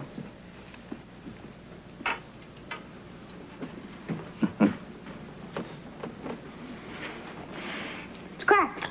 What? The glass on your watch is cracked. Thank you for telling me. So how is our littlest rabbi doing? Terrible. Mom and Dad think I'm a greedy pig. That doesn't sound very kosher. So anyway, what do you want for Christmas? How about my room to myself? Well, I know I could get you a new watch. I already have one. Then I'll get the old one fixed. I like it the way it is. You know, I'm up here trying to have the true spirit of Christmas, and you're sure not being very cooperative. Goodbye, Wesley. Yeah, well, bah humbug to you, too.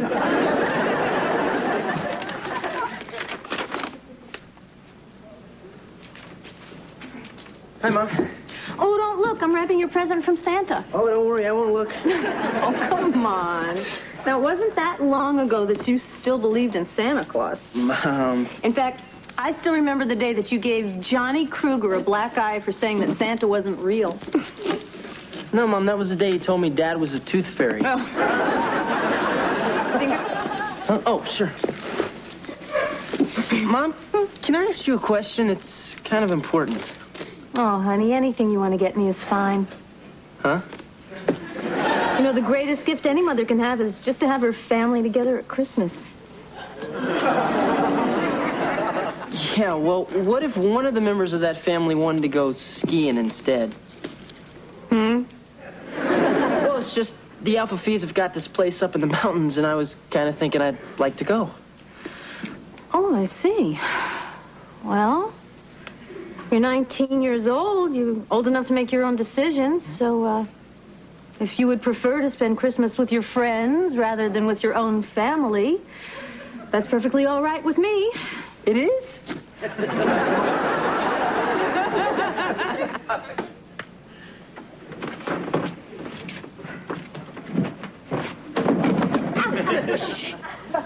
You want to blow the whole operation? Oh, if we get caught, I can forget about getting my own phone for Christmas. You can forget about it anyway. I peeked. Here it is.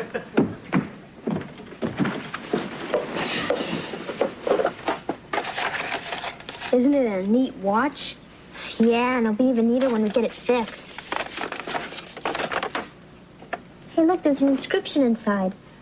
To my dearest Lynn, December 1941. Love, Pamela. Wow, Mr. Belvedere must have had a girlfriend. Yeah. Now I think I know why he doesn't like Christmas.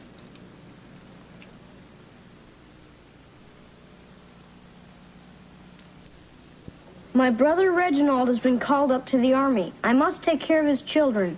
Leaving London tonight for Sheffield. With this Christmas gift, remember me and our time together. God bless you and keep you safe from harm. Love, Pamela. P.S. Did you finish the peanut brittle? What's the matter? What are you crying about? That. So tragically beautiful. Huh? Oh, Wes. This Pamela was the great love of Mr. Belvedere's life. I thought it was Oreos. I mean, it was during that black and white war you see on PBS all the time. Mr. Belvedere was a dashing cavalry officer, and she was this beautiful young daughter of the Duke of Earl or somebody, and they were going to be married. But the war came, and Mr. Belvedere went off to be a hero. And when he came back, he couldn't find her. And she thought he was dead. So she became a nun, and their love could never be. And that is why Mr. Belvedere hates Christmas. That makes sense. Come on, Wes, get off the phone. I have to call Angela. You can't. I'm talking to Sheffield. You mean like in England? Yeah. I'm trying to find Mr. Belvedere's girlfriend. You're crazy. All that stuff happened over 40 years ago. So? So you can't just pick up the phone and expect her to be there. Grow up. Hello, is this Miss Pamela Kent? It is? Well, do you remember a guy named Lynn Belvedere? You do? So, listen, you ever been to Pittsburgh?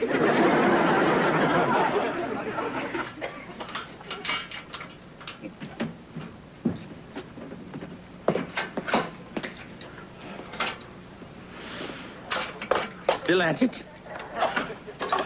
I don't believe this.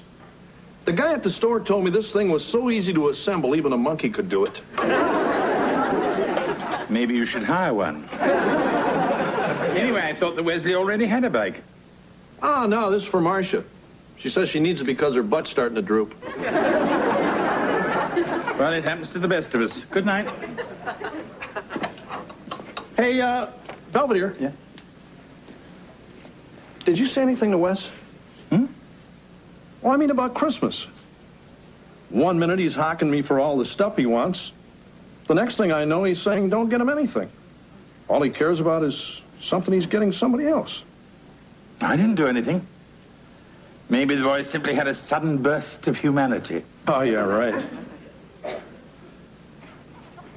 You know we're standing under the mistletoe? Don't even think about it.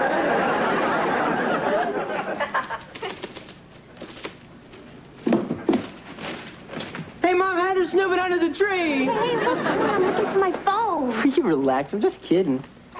Merry Christmas. What are you giving it to me now for? Well, it's Christmas Eve day, and it's kind of a neat gift. I want to see your face when you open it. Well, why can't you see my face tomorrow? Because I won't be here tomorrow. Huh? I'm going on a ski trip. What? Hi, guys. Bye. Hey, Mom, did you tell Kevin he could go skiing on Christmas? No, I told him it was his decision. But how come he gets to go away and I can't go with Angela and celebrate Christmas in the Bahamas? Heather, only Perry Como celebrates Christmas in the Bahamas. Yeah, well, that's not fair. Oh, honey, you have to understand. Your brother doesn't mean to be a jerk, but he's a man. And sometimes men get these overwhelming urges to be thoughtless and sensitive and selfish. It must be the same genetic deficiency that makes them play golf. Boy,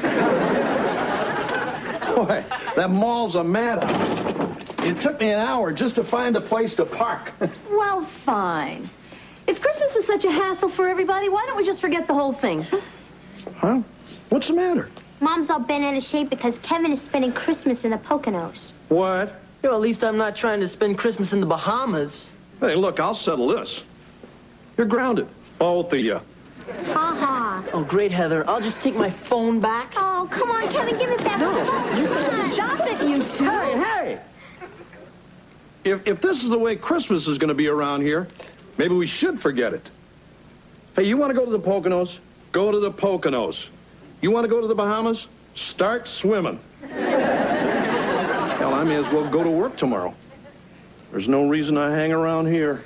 Fine. It's been look a lot like Christmas.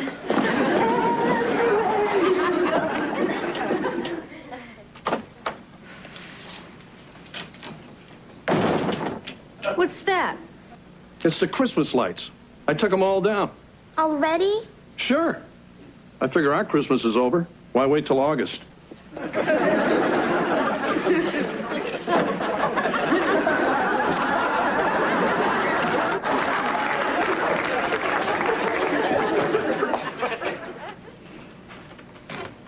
Well, I'm off to the movies. And since I won't be seeing you tomorrow, I want to wish you all a Merry Christmas. Practicing Silent Night, are we? It's okay, big guy. See you later. Hey, where are you going? Oh, I'm leaving, Wesley. Have a nice Christmas. Huh? But you can't go yet. Oh, don't worry, Wesley. Your present is under the tree. It's the ticking one, marked Open Me First. I don't care about my present. I just want to give you yours. It's not here yet. It's important. Oh, don't worry. I'm sure whatever it is, it can wait. No, she won't. She? What are you talking about, Wesley? Pamela Kent, your one true love. What? It's just I wanted to get you something special, so I snuck up to your room to get your watch fixed, and that's when I found out about Pamela and why you don't like Christmas. Oh, Wesley. When you jump to conclusions, you don't fool around. Well, Heather helped. Mr. Belvedere, who's Pamela Kent? Oh, just a friend I knew during the war. You mean you two weren't in love? Well, we were very fond of each other. But then, those were extraordinary times. Anyway, it would never have worked out. Why not? Well, for one thing, she's 20 years older than I. She's what?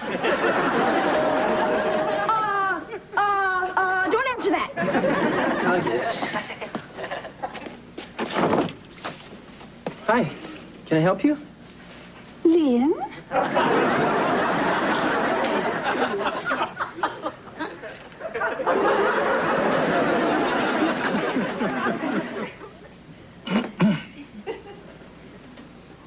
So, long time no see. Yes, quite.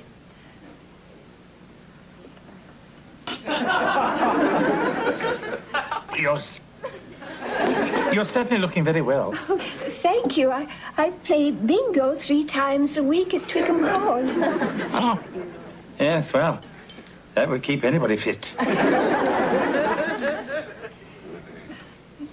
So, the little boy promised you'd introduce me to Larry Hagman. Oh, ta-ta. Then, in 1964, Jeffrey left me for this shop girl on Carnaby Street. Oh, the swine. I went back to Sheffield and tended my garden, and that's where I've been ever since. I see. But I don't mind. I have my grandchildren to keep me warm in the winter. And every spring, I take a holiday in Spain. Of course, it's mostly for the sangria. Yes, I often take holidays in Hershey. But then again, it's mostly for the kisses.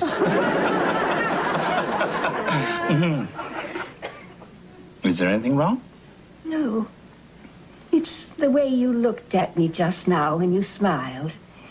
It reminded me of that afternoon during the Blitz when the bombs were falling and they evacuated the Hyde Park Hotel.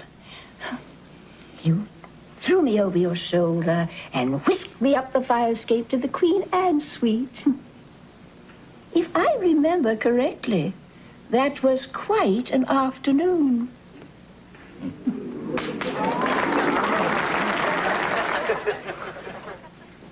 Well, do you think I should go in there and make sure everything's okay? I don't know. They've been in there almost an hour.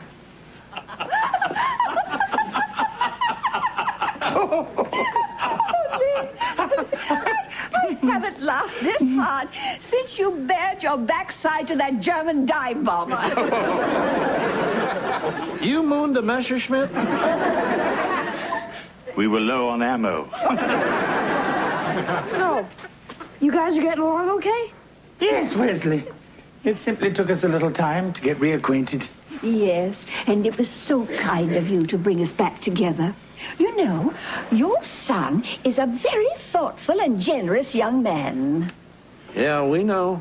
I especially like flying first class. Well, now that you two are back together again, does this mean you don't hate Christmas? Oh, I never hated Christmas, Wesley. But I thought you... No, it's just thinking about Pamela and the friends I'd lost during the war. Christmas has always seemed a little bit sad to me. Except for this one.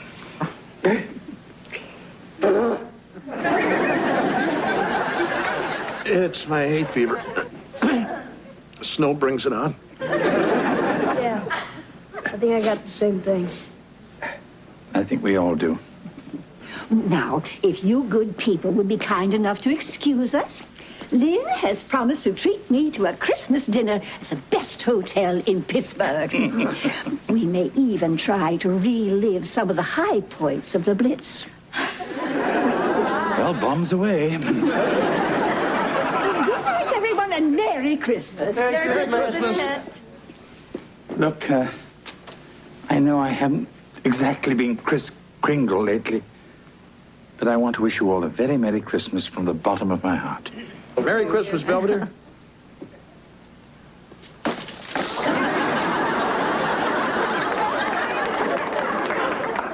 Settle down, Pamela. Hey, Kev, if you're heading up to the Poconos, you better get started. It's getting late. Nah, I think I'll just stick around here. Yeah, me too. I don't like swimming in the dock anyway. So, as long as we're all staying, why don't we open up some presents? Yeah. Wow. Big box. Good morning. Merry Christmas, Marcia. I put it together myself.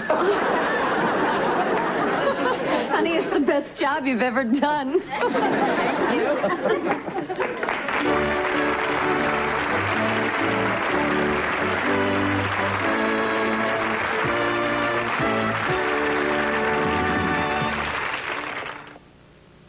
to Belvedere. We'll be right back. Pamela is safely back home in Sheffield. When we parted, we promised to meet again in another 40 years. The Owens family was thrilled with their gifts. They are presently at the mall trying to avoid each other as they exchange them. And speaking of the spirit of Christmas, Wesley, with only a few days left between him and a 6-month grounding, is frantically trying to raise the money to cover Pamela's airfare. What he doesn't know is that I've already paid George back. But why should I tell him that? I mean, I love him. But that doesn't mean I can't have any fun.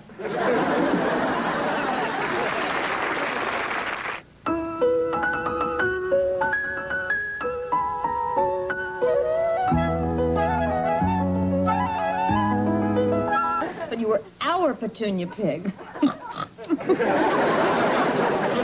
Oh, look at that one of Kevin when he broke his arm. Oh, Kevin, come here for a minute. Oh, you look so brave in your little cast. I understand. Okay, could you please have Colonel North call me when he gets back from the cleaners with his uniform? Thanks. Getting some tips on testifying? No, it's for my stupid history assignment. I gotta find some stupid person who's at some stupid historical event and get him to talk to my stupid class. Well, at least you got a good attitude. I figured I'd get someone to talk about that Iran-Contra thing. I'm surprised you didn't call the president. Now, even if I got through, he probably wouldn't remember much.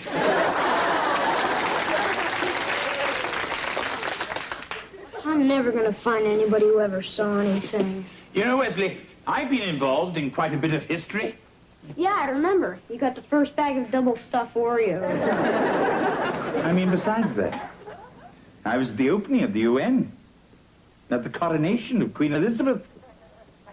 And I was at the city zoo the day someone let the rhino loose and it ran amok downtown Pittsburgh. Nah, can't be something about me. Streaks on the china never mattered before. Who cares when you drop kicked your jacket as you came through the door? No one glared, but sometimes things get turned around and no one spared. According to our new arrival, life is more than mere survival, and we just might live the good life yet. Mr. Belvedere. Dinner in 20 minutes, Mrs. Owens. If you'd like to tell Wee Willie Winky. Yeah, real cute, Mom. Oh, I guess the kids do get a little bored looking at these. Oh, it's a very nice picture of George and Heather in the park. Oh, well, actually, that's me, right before we got married. Nice of him to buy you a balloon. You know what I just realized? We don't have one nice picture of the whole family together. At least not since this one that we took for our Christmas cards, but that was 10 years ago. Wes wasn't even talking yet. It must have been the best Christmas ever.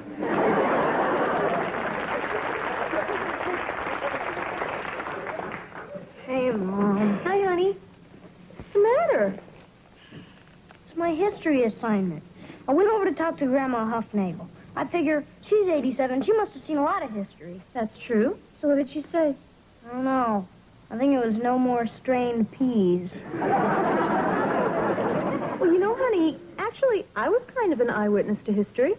Oh, yeah? Where? A place called Woodstock. Oh, yeah, I've heard of that. Yeah. Oh, it was the summer of '69, and 500,000 young people came together in a spirit of peace and music, and I was there. Heather said it was just a bunch of crazy people smoking dope and running around naked. Well, there was that, too.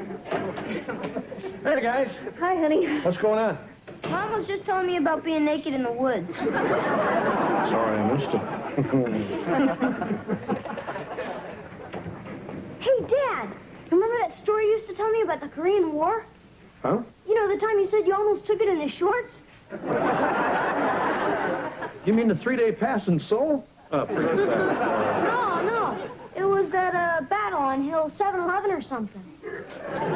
Oh, right. It was Hill 142, Wes. That was a long time ago. Yeah, but you were a hero, right? I mean, the Chinese had you pinned down, and your platoon was low on ammo, so you crawled up the hill and blew up the bunker with a grenade you made out of a coconut. That's right, champ. Boy, what a great story. Thanks, Dad. It was nothing, pal.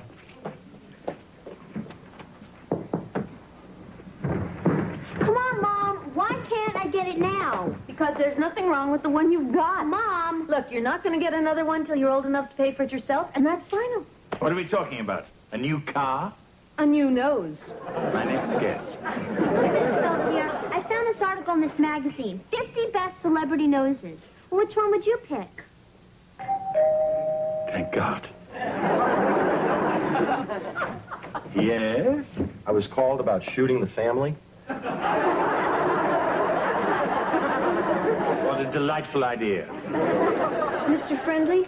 Phil's family photos. That's me right there. It's not a very good picture.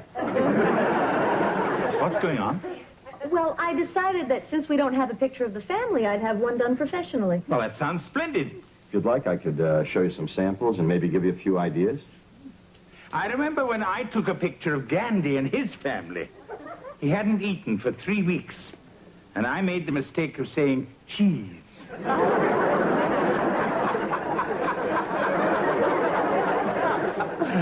Why don't I make some coffee? Or if you don't want a formal sitting, we could do an outdoor shot or a composite or we could dress you up like cavemen. These people here were crazy about the Flintstones. Actually, I think just the family on the couch would be nice. Sure. Heather! Oh, guys, come here a minute.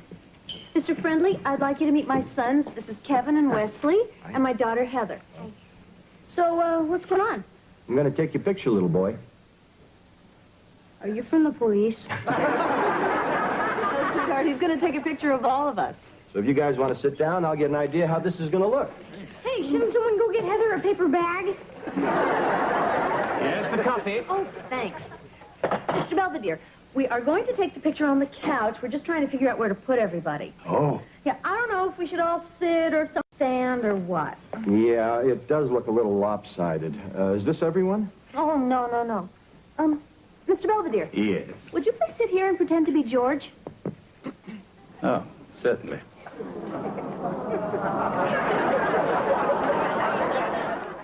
Hey, Mr. Belvedere, can I have a cup of coffee? No, it'll stunt your growth. And I want you moving out as soon as possible. No, I'm not going to drink it. I just want something to dunk my donut in. Dunk it in your oatmeal. Wesley. Yes, Wesley, stop playing with your food.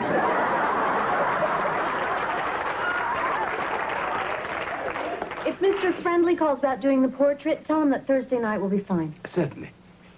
Oh, by the way, you know, Thursday's my day off. I may be going out.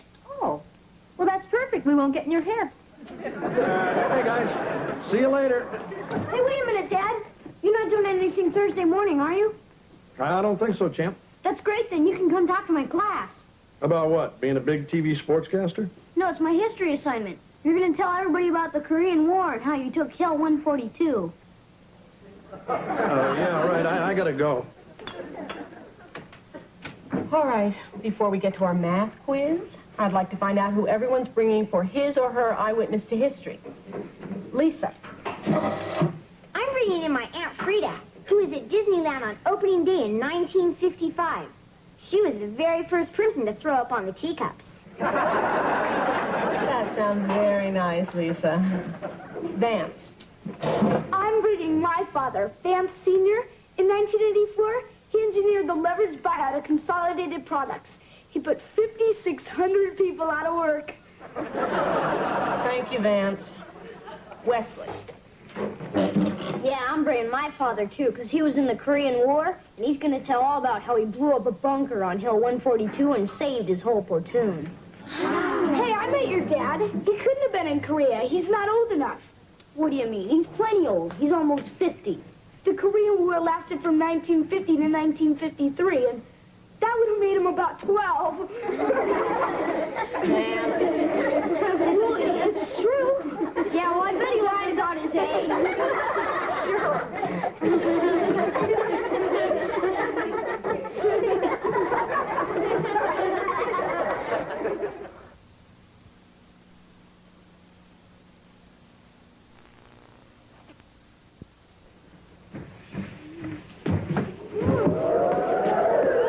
Mr. Belvedere, do you think there's anything wrong with having my picture taken dressed like this?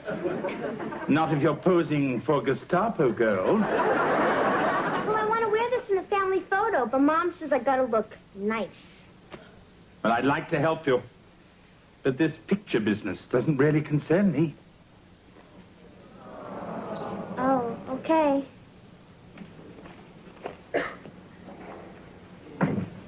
A little light reading? Huh? Oh, I bought this set of encyclopedias for the kids a couple of years ago. I really got to look at them. Any particular reason you chose the letter K? Yeah, I'm going on vacation. Thinking of going to Kathmandu. Look, that stuff I told Wes about Korea and me, I may have exaggerated a little. I take it there is no Hill 142. Oh, there's a hill. I just didn't get to it till 1961. Oh, I suppose hostilities had pretty much died down by then. The thing is, I'd be sitting with Wes watching one of those old John Wayne movies, and he'd turn to me and say, "What did you do in the war, Daddy?" I mean, what was I supposed to say? I peel spuds and pull guard duty? So you're going to tell him? I don't know. I figure I can bone up on this stuff. I can bluff my way through. I mean, they're just a bunch of kids. I'm home. Hey, Wes, what happened? Nothing. I think you got in a fight after school. A little action on the playground, huh, champ? Yeah, more than you ever saw in Korea.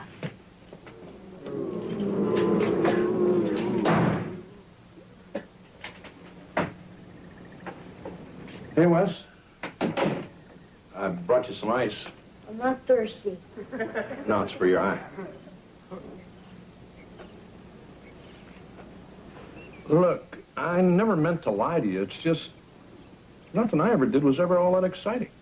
So you just made everything up? Yeah, all that bunker stuff. Gregory Peck did that in Pork Chop Hill. What about the coconut grenade? Was that Pork Chop Hill, too? Swiss Family Robinson. Right.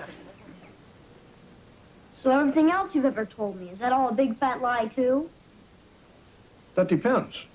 How much do you remember? I used to think you were the greatest dad in the world. Now I'm never going to believe another word you say. Hey, Wes, And you don't have to worry about coming to my class. I'll just find someone else.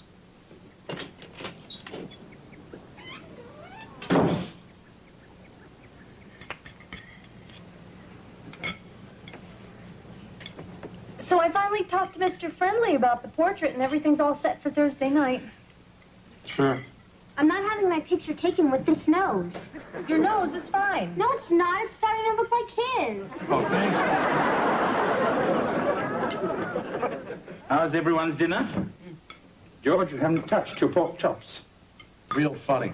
I'll be upstairs. I'll be outside. I'll be in my room. Everybody seems so touchy tonight. I wouldn't know. I just work here.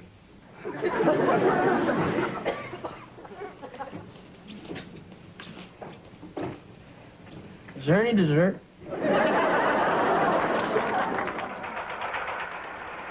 Anything good on? Just some dumb war movie. Dad should watch it. He might get some new ideas.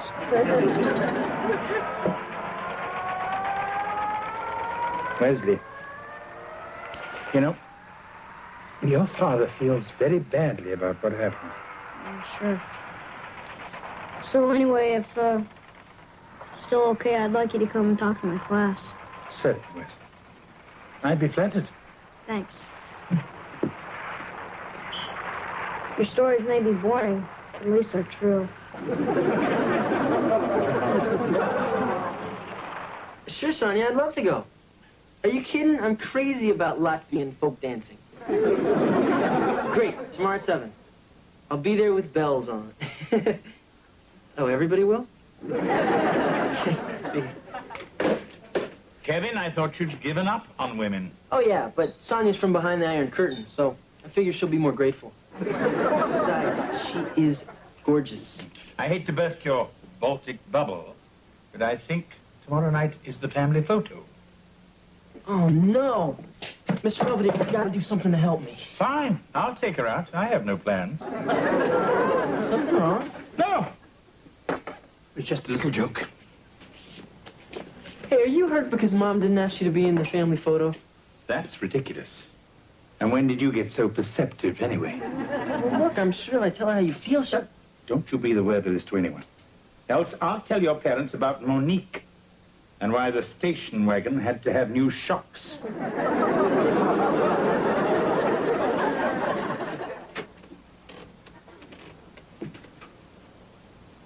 So, do I sleep with Mrs. Owens? So I hear you're pinch hitting for me at Wes's class. Yes. He asked me to talk about my time in London during the Blitz. You're lucky. At least you got bombed on. I take it you spoke to him. I tried, but you know how kids get. Upset. The thing is, my old man told me a lot of fish stories. I never got mad at him. Perhaps you're a more convincing liar than he was. So what am I supposed to do? I mean, I got to get my kids' respect back. I don't know. Perhaps you should stop telling him about the man you aren't and start acting like the one you are.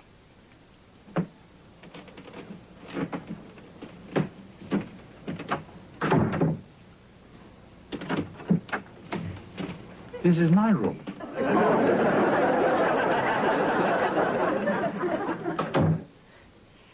I waited outside for hours and hours, and finally he came out. And as he passed by, I reached out and touched his robe. He stopped, placed his hand on my head, and let me kiss his ring. I'll never forget that moment as long as I live. Thank you very much, Mrs. Myers, for telling us all about the time you met James Brown.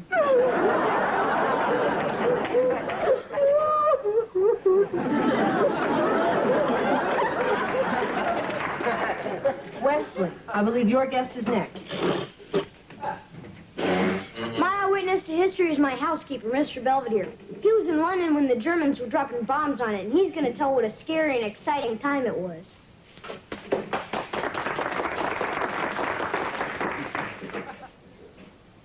Actually, I don't remember a thing, except it was very loud. What are you doing? Hmm? You're supposed to talk about shooting down planes, putting out fires, stuff like that. I must have been out of town that weekend. Come on, Mr. Belvedere, I'm going to get an F if you don't say something. Very well. George.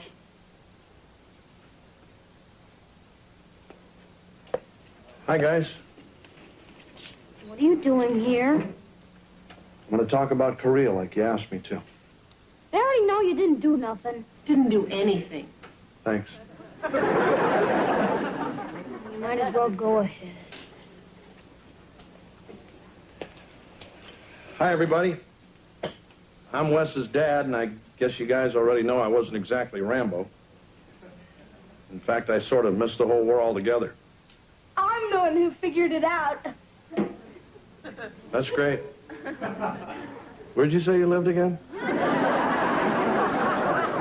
Anyway, like I said, by the time I got to Korea, the war was over.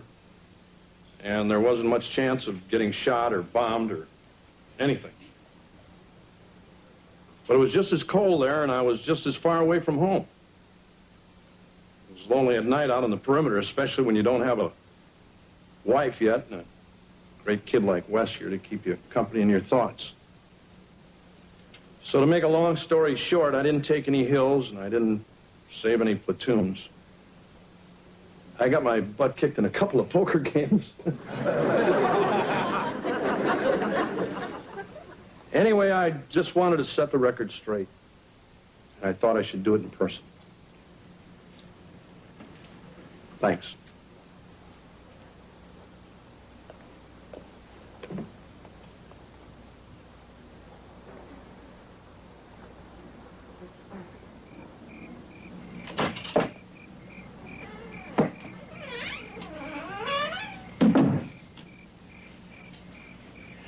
Mom said we're going to be taking a picture pretty soon. Yeah, okay, champ. Hey, you want to toss the ball around for a minute? We'll catch heck from Mom if we get dirty. Yeah, right. You didn't have to come to school today and say all that stuff. I know.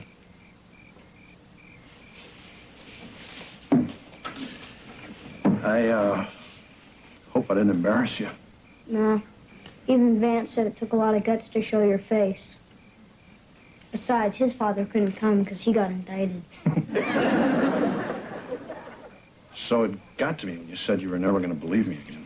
Oh, it's okay. I was lying about that. Oh, yeah? Yeah. And you know, I like the story you told today even better than the one you made up. Especially the part about how great I am. That was good. I wouldn't say it if it wasn't true.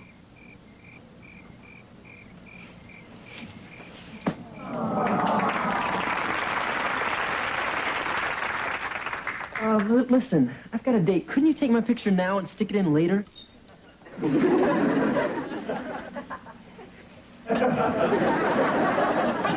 see why I can't wear my other outfit. I already told you, no leather and no chains. I don't have to wear the mask. You're ready. Oh, okay, everybody on the couch. Well, if there's nothing else, I'll be toddling off to the cinema. Hey, you can't go. We're taking a picture. Oh, honey, Mr. Belvedere doesn't want to be in our silly picture. Do you? I wouldn't know. I haven't been asked.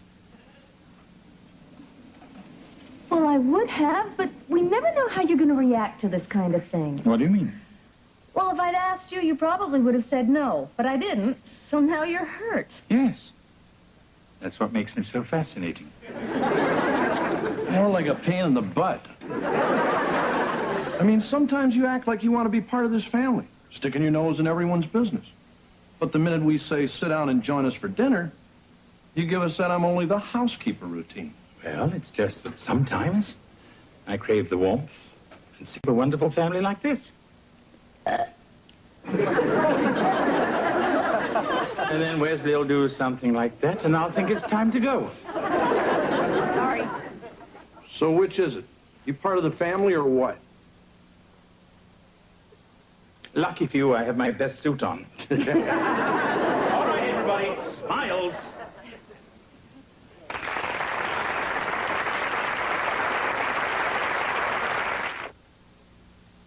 Mr. Belvedere, we'll be right back. Here's why these New England fishermen... Friday, Mr. Belvedere moves to his new time. Hey, how come the minute something bad happens, everybody automatically thinks I did it? And Kevin's girlfriend shows her true colors. How would you like it if I was the one up there, posing nude? It wouldn't bother me. Did I just hear someone volunteer? Next week at 8:30, 7:30 Central, it's Mr. Belvedere. Suffice it to say, it's been an eventful week here with the Owens clan. George has Wesley's respect back. Wesley got his grade back, B-. And the family got their pictures back.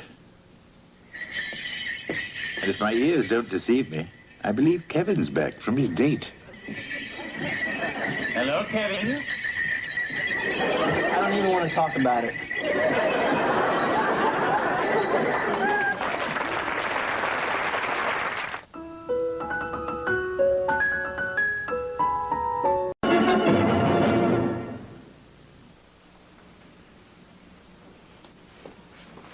I'm going. Oh, don't you look nice. Wait a minute. Just let me fix this. Come on, Mom. It's the first day of classes. I don't want to be late. You know, I can hardly believe it. It seems like only yesterday that we were getting you dressed for your first day of kindergarten. Well, gotta go. Remember, George, how he cried and said, I won't go, I won't go. Oh, yeah. You know, I don't think we'd have ever gotten you there, except finally Daddy and I told you that we were taking you on a trip to the ice cream factory. Oh, the scream you let out when we pulled up in front of that school. I remember. I still have nightmares about it. It's okay. They're not as bad as they used to be.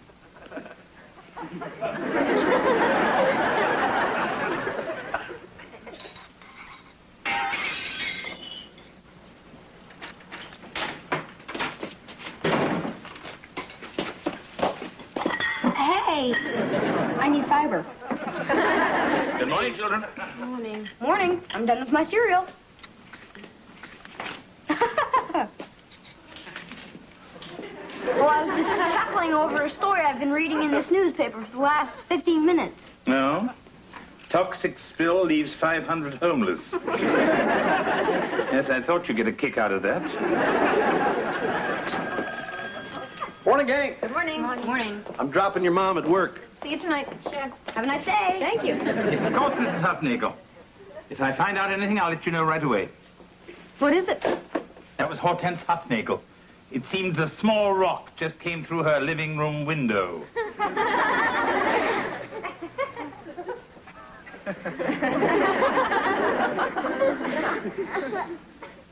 Hey, how come the minute something bad happens, everybody automatically thinks I did it? It saves a lot of time. Yeah, well, it couldn't have been me, because it just so happens I've been here the whole time eating my cereal. It was my cereal, and he just came in. I think she's crazy. Her zits must be affecting her brain. I don't know how that window got broken. Look in the sewing basket. There's nothing there. Ooh, a slingshot. Okay, let's have it. I didn't do it on purpose. I was aiming at their bird bath, but it ricocheted off the mailman and hit their window. I'm sorry, I was just afraid to tell you, but I'll apologize to Mrs. Hufnagel and pay for a new window out of my allowance. You bet your sweet butt you will. Yes, sir. Wait a minute. Where did you get this? Uh-oh. And you thought it was over? Well?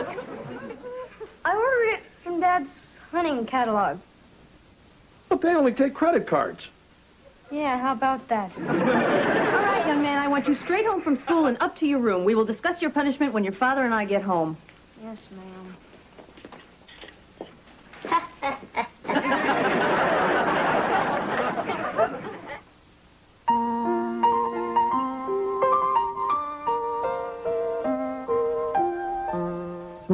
Streaks on the china never mattered before. Who cares when you drop kicked your jacket as you came through the door?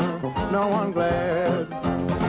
Sporting to our new rivals, life is more than mere survival, and we just might live the good life yet.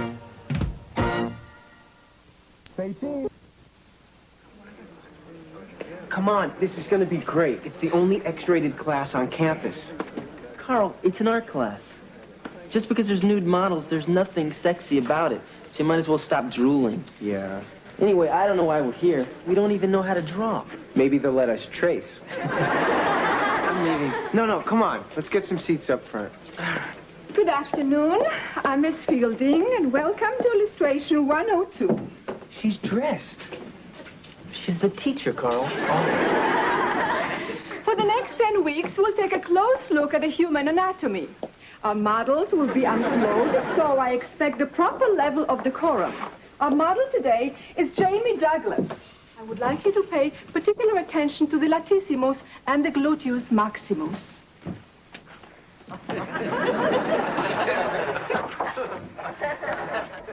It's a guy. Yeah, but he's not bad. How's it going? Good. I cut up all the potatoes into little stars, just like you said. Oh, very good, Wesley. Hey,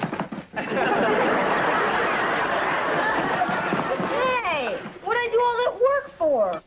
Your parents told me to keep your hands busy. Yeah, well, I wouldn't be being punished in the first place if Miss Piggy hadn't squealed on me. Look, you're the one that broke the window and lied about it, not your sister. Yeah, I know.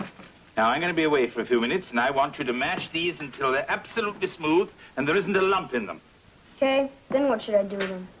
I don't care. We're having rice.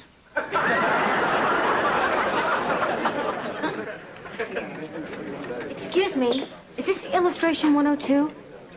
Yeah. Yeah, sure is. Ah, good.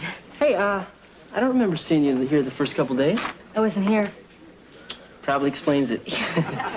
So, are you an art major? Political science and history. Ah. What about you? Business and pleasure. Actually, I'm undeclared. My name's Kevin. Hi, Kevin. All right, if everyone will be seated. Excuse me. Listen, I'd like to see more of you. That might be possible. Today we'll focus on the muscle groups of the back and the shoulders as we move on to the drawing of the female form. Our model today is Miss Amy Nelson.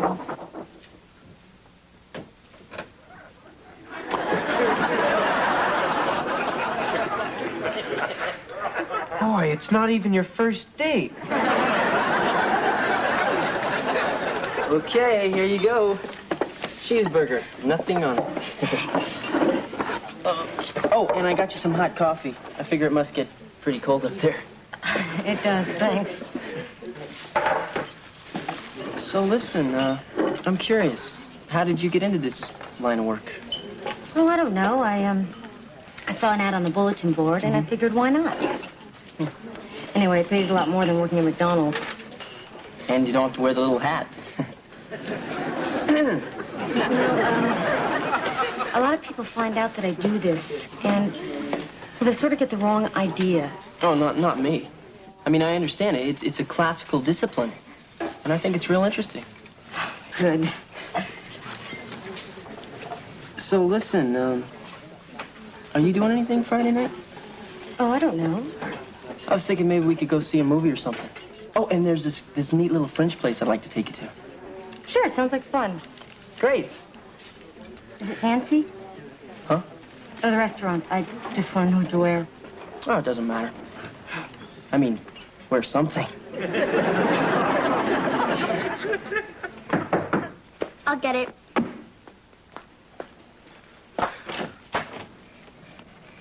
Real funny, Wesley. I know you're out here. Wesley.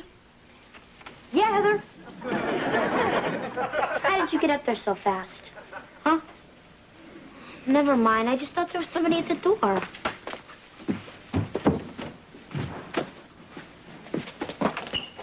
It's okay, Miles. So she fall for it? Like a ton of bricks. I still don't know what we're doing this for. Look, I got in trouble because she ratted on me. But by the time we're finished, she'll be so nuts, nobody will ever believe another word she says. Not even her. Wow! Hey, Wes! Yes, sis? Somebody else down here. I thought I heard voices. No. Are you feeling okay, Heather? Yeah, I guess so.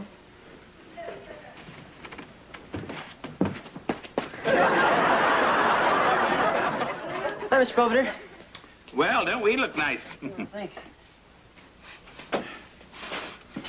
What's that smell? Musk. Musk what? Muskrat? Too much? Another big date with Amy? Yep. You've been seeing an awful lot of her. How'd you know? What do you mean? Look, Mr. Belvedere, remember how I told everybody that I met Amy in Fundamentals of Accounting? Yes? Well, I lied. I met her in art class. Good Lord, do your parents know? The thing is, she's not really in the class. She's a nude model. I see. Yeah, so does everybody else. I mean, it's kind of embarrassing. Why? I assume she'll be wearing clothes tonight. Oh, come on, Kevin. There's nothing wrong in being a model. Yeah, I know. It's just kind of hard to get serious about someone that everybody in the world has seen naked. Golly, I haven't.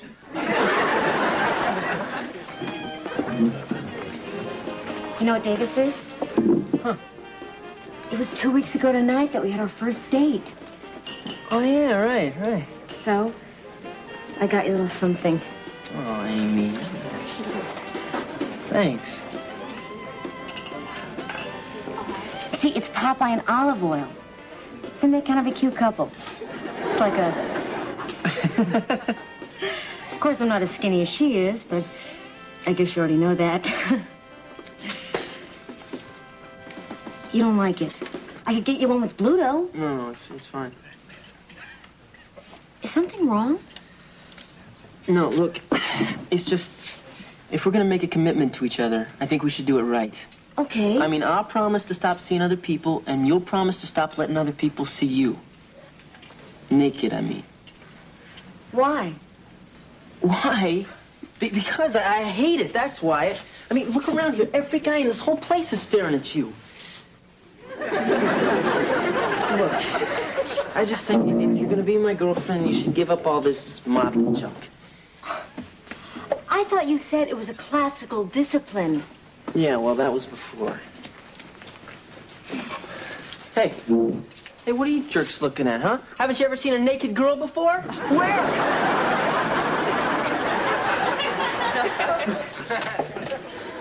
Look, Kevin, I like what I do, and I don't have anything to be ashamed of.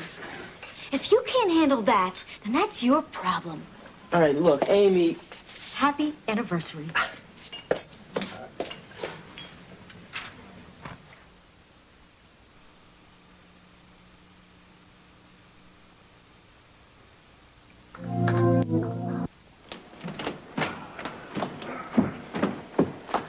Whoops. Forgot the paper.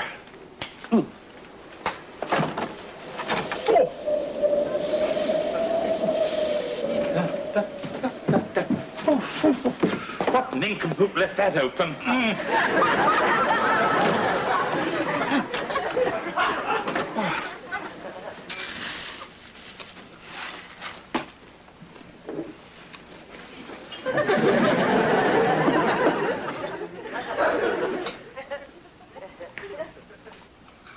You know what else is good? Cocoa Puffs and prune juice. Good morning, everyone. Morning, Miss Belvedere. Morning, Mr. B. Hey, who shut the front door? I almost froze out there. Perhaps it was the wind. And Heather, didn't I tell you last night to put the car in the garage? I did. Then how come it's sitting out in the street covered with snow? Well, I was sure I put it away, but I guess I didn't. You've been forgetting a lot of things lately. I know, I'm sorry. I'll go put it away. Honey, don't you think you'll need these?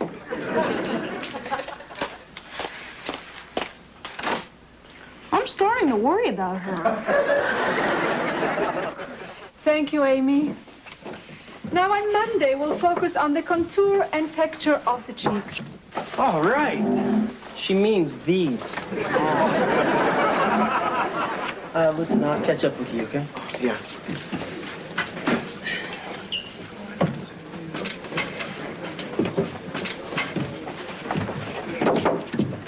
Hi. I've got another class, and I don't want to be late. Look, Amy, I just wanted to apologize. Oh? I know I acted like a jerk last night. It's just, I like you so much, I went a little crazy. Yeah, I noticed. Anyway, I'm sorry I ruined our anniversary. I promise, it won't happen again. It's okay. I guess I should be flattered. Because I thought about it, Amy, and I realized how hard you're working to put yourself through school. I mean, you're only doing this because it's a real good job. Right. So guess what?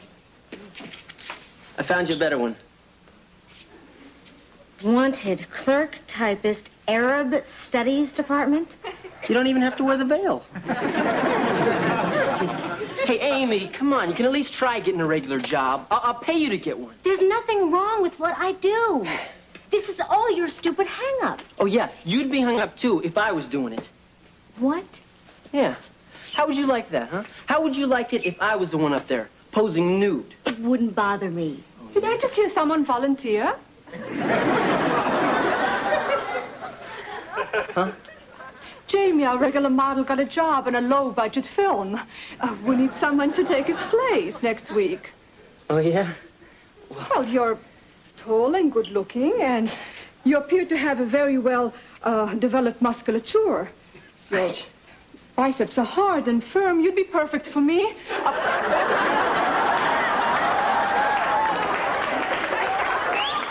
I mean the class. Yeah. Okay, I'll do it. Well, I'll see you on Monday.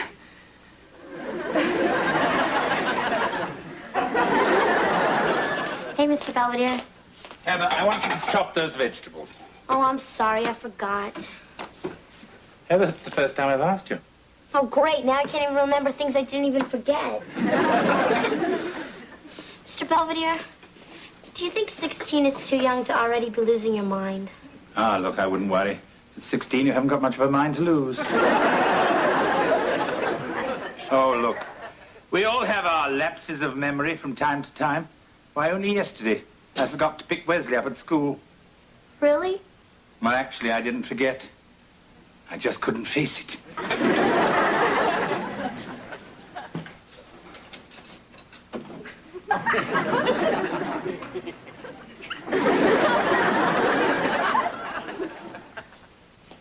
Heather, what's the matter?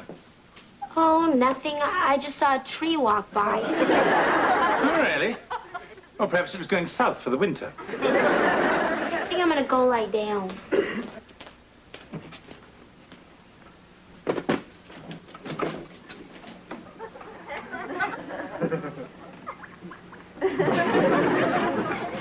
Hello, Miles. Aren't we all spruced up? What are you doing here? You're not Heather. No, but you're going to be dead wood unless you tell me what's going on. Okay, kid, I want you to knock him dead up there. Just relax, take a deep breath, and come out punching. Kevin, are you ready? Yeah, sure. Hi, Kevin. Glad to see you can make it. What are you doing here?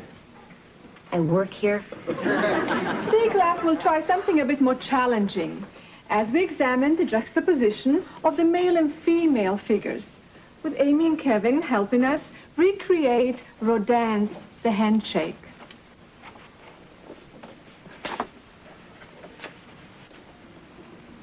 My foot's asleep. So wiggle it. Huh? Your foot. Oh. So, except for the air conditioning, this isn't so bad. Glad you like it. Yeah, it's kind of fun, knowing all the girls in the class can't take their eyes off me. As a matter of fact, I might quit my job at Mr. Cluck's. Take this up full time. Fine. Hey, this is driving you crazy. I know it. No, it's not.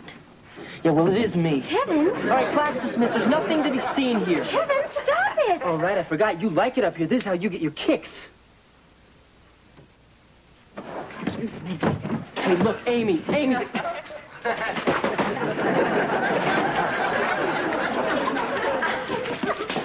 did you just see a girl go by here? She looks like this.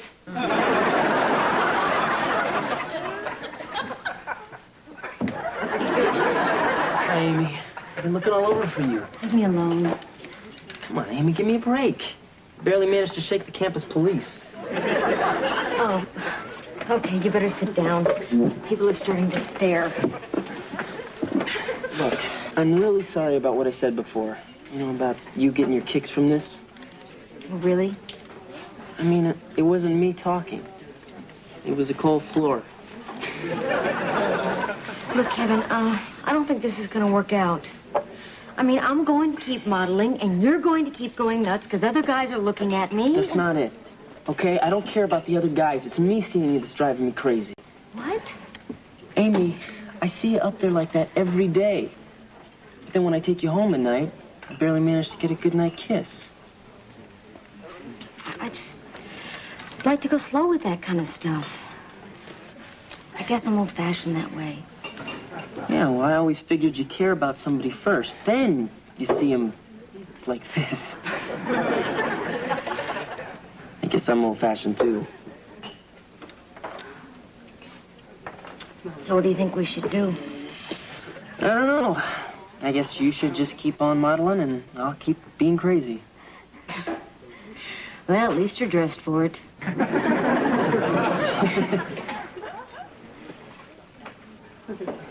Maybe you went in here. I'll see you.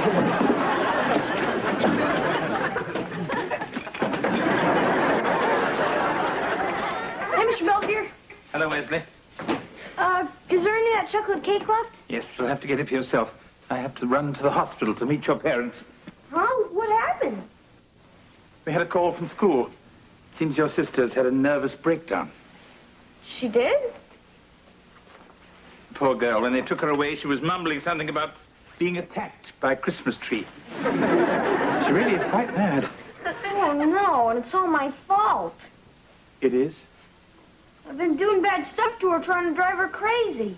Well, apparently you've done a very good job. But I must run. I don't want to miss the shock therapy.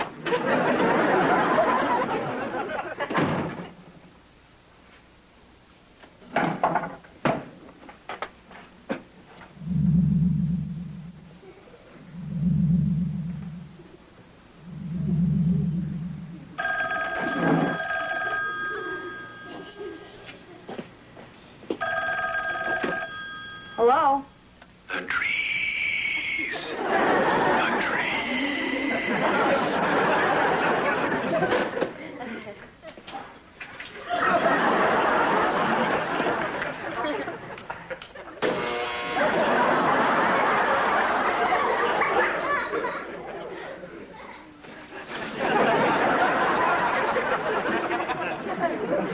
Hey, Wes.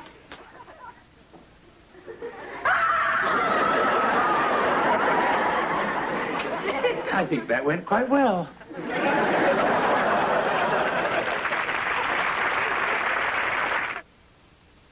Mr. Belvedere will be right back.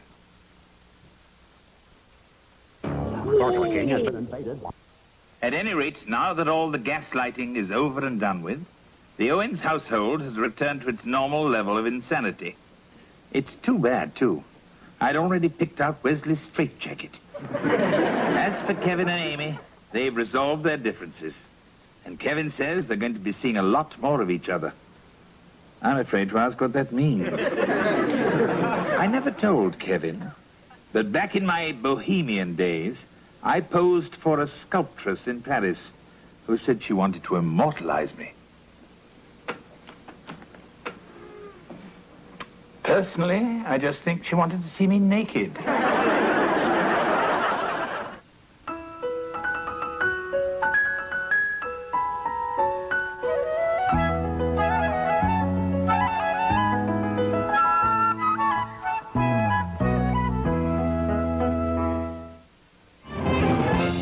Later tonight on Nightline with Ted Koppel, a Christian Scientist couple is charged with manslaughter after they refused medical treatment and their child died. Is it child neglect or religious persecution? Tomorrow at 9, a beautiful model has Ohata fighting for his honor. Then Hawk stalks Spencer to gain possession of a crooked judge's diary on Spencer. Look, Mr. Belvedere, I finally did it. What, join the Foreign Legion? Look, my report card. See, I got straight A's. So? You're a demented genius who always gets straight A's. Oh, Mr. Belvedere, you didn't look at the good part. Oh. Conduct, excellent. Attitude, excellent. Health habits, satisfactory. I think that's the day I had chili. Thanks. It's one of the finest forgeries I've ever seen. Hey, I don't forge things. What about that note 2 years ago? The one to get you out of square dancing for religious reasons. Yeah, well, that was the old me. This is real. Fine, Wesley. But I'll have to put it through the usual tests. You know, fingerprints, handwriting analysis. You haven't been on the rack in a while. Come on, honey, don't be so nervous. You're going to do just fine. I know. It's just I've never done an editorial on TV before. I mean, what if I'm no good or somebody with an opposing viewpoint comes down to the station and pops me in the push? It might help your ratings. I got my report card. Brace yourselves. We got got an excellent in classroom citizenship. Yes, ma'am. What'd they do, Wes? Keep you bound and gagged? No, I even got this note from my teacher. Wesley is an exemplary student who has shown remarkable improvement in both his behavior and his willingness to work with others. His voluntary termination of the floating crap game is also appreciated. Signed, Mrs. Corsola. Congratulations, honey. Yeah, way to go, pal. Wow. Guess you forgot our deal. Huh? I had a feeling virtue wasn't its own reward. You guys said if I improved my classroom demeanor, I could get a new bike, just like Harry Huffnagel. Oh, yeah, right. Okay, pal, a deal's a deal. We'll go pick it out tomorrow. Oh, boy! Just run the usual test.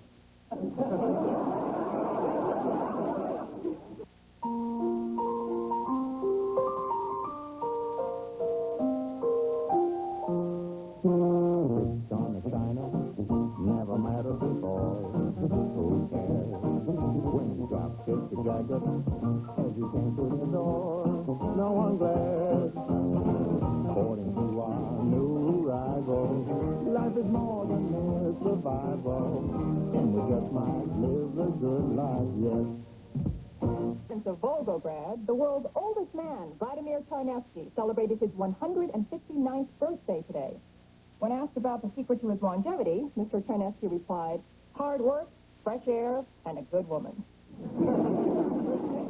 Tragically, after attempting to blow out his birthday candles, Mr. Charnevsky collapsed of lung failure and died. Certainly a sad story, right, Skip? Indeed it is, Sammy. I just wonder how his parents are taking it. And speaking of old-timers, it's time to turn to sports and our own George Owen. Thanks, Skip. Tonight, George begins with his first in a series of hard-hitting sports commentaries. If it's provocative or controversial, you can bet our George is going to tackle it. Right, Skip. You know, folks, on the way to work today, I took in a couple of innings of a Little League game. And while I was watching those little tykes out there, I realized something. All of those kids were wearing batting helmets. Now, I know they aren't exactly facing Nolan Ryan or Dwight Gooden out there on the pitcher's mound, but what if they were and they didn't have those helmets on? Hey, I don't even want to think about it. But luckily, I don't have to, because those helmets have been required ever since Little League began, and this is one hombre who thinks it ought to stay that way. So here's a big George Owens high five to all those Little Leaguers for using their heads and their helmets. Yep. What? I'm done. Oh. George, is somebody trying to abolish these helmets? No. I just saw them, and I think they're a good idea. I see.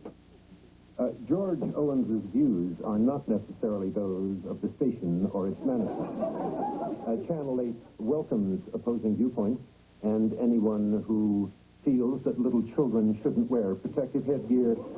Please feel free to write. We'd love to know who you are. And here, with a look at the weather, is our own Larry Mendez.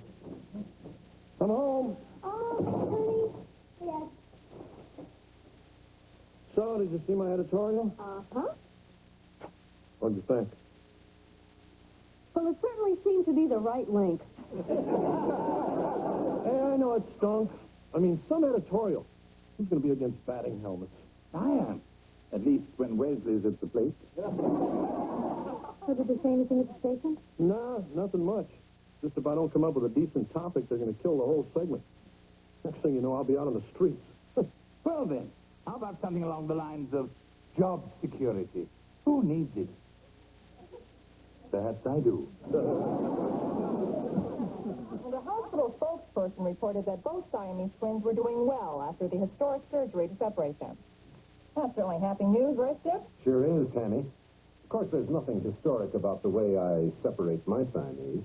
I just turn the hose on them.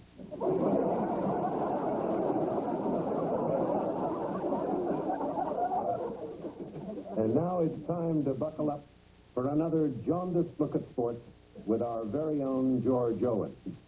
What's the hot topic tonight, George? Mandatory seatbelts for race car drivers? No, Skip.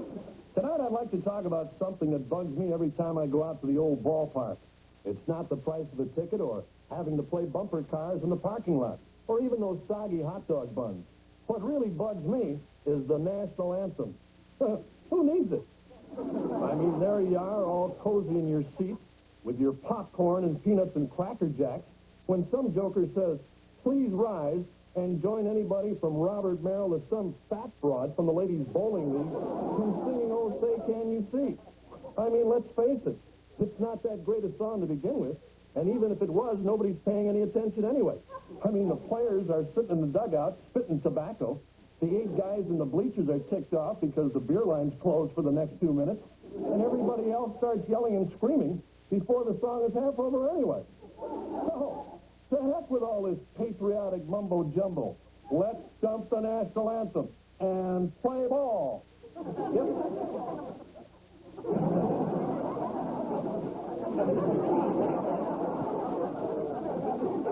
Yes.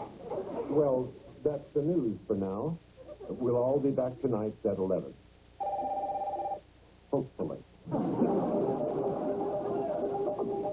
that ought to get us a few cards and letters. George, that was Mr. Franklin, the owner of the station. He'd like to see you in his office right now. Oh, yeah? He probably wants to congratulate me on my editorial. I'm sure that's it. It's open. Mr. Franklin? Close the door, please. George, do you see this picture hanging on the wall here? Yeah. Stay behind the white line, please. It's a photograph of a handful of brave Marines raising the flag over Iwo Jima. I was there, George. Were you? No, I was only 10. Got a pretty good picture of me on a pony, though.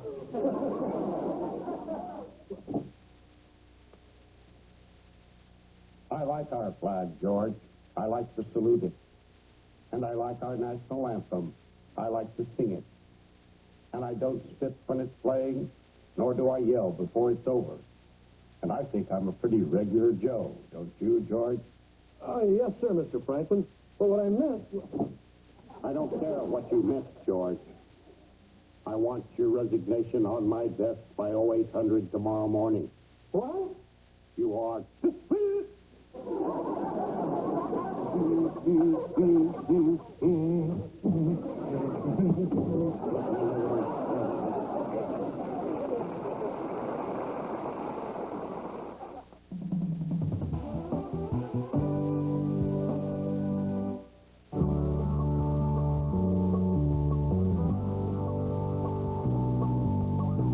Why does Tropicana taste so good? Because it's made with nothing but 100% pure squeezed oranges. Never from concentrate. Always has been, always will be. Tropicana Pure Premium Orange Juice. Pour yourself a glass today.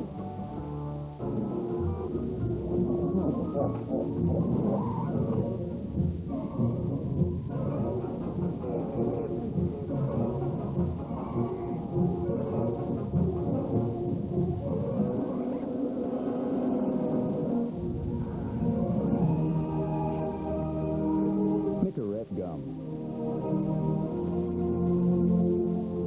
Take it one craving at a time.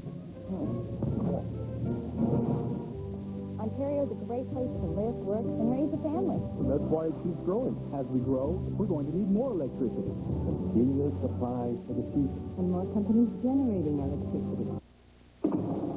Well, look who's here. Yeah. So what'd you think of my commentary? I enjoyed it. But then I never liked this country anyway. Oh, hi, honey. How was work? Do you still have any? Mr. Franklin wants me to resign. Oh, well, that's not fair. You were just making a cute little ironic point. I'm sure people know that you didn't really mean it.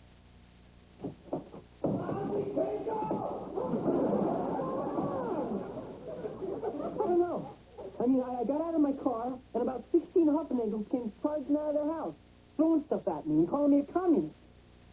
I tried to tell them I was a social pragmatist. That's when Grandma Huffenagel beat me with a tomato. That's it. I'm finished. Hey, that's not true. I mean, from a legal standpoint, they can't force you to quit. You have a contract that still has a year to go. Right. As long as you honor your part of the contract, they still have to pay you. Yeah, right. I mean, as long as I keep showing up, what's the worst they can do to me? Good morning. It's 4 a.m. and this is Farm Report. Pork bellies held steady while soybeans flow slightly higher. Story on the economic summit, and I'll take the mid-air collision. Oh, sure, and yesterday you got the hospital fire. Thanks, Sam. Okay, candy, cream, no sugar. Skip, you had the decaf, cafe au lait, extra foam. Thank you, George. You know, George, we both feel really bad about you losing a sports job and having to do all this. Aren't I supposed to get an amaretto cookie? Hey, look, it's okay. I mean, my contract says I got to do what the station says, and that's what I'm going to do. I'll go get your cookie. Hey, guys, has Grabowski showed up yet? You talking about Victor Grabowski? Used to play shortstop for the Phillies? Yeah, George, he's coming in to do sports. Well, I thought Skip was going to keep doing it. I was, but they said I was getting too emotional over the hockey story. Well, George. I see you're still with us. Yes, sir, Mr. Franklin. I did the farm report, made coffee, and swept up the studio. Did you polish the transmitter? I was just going out for some Brasso. You know, George, I had you pegged as a quitter, but I guess I was wrong. I mean, I tried to do everything in my power to humiliate and degrade you, but you held your ground, and you're still here. Yes, sir, I sure am. I guess I'm just going to have to try a little harder.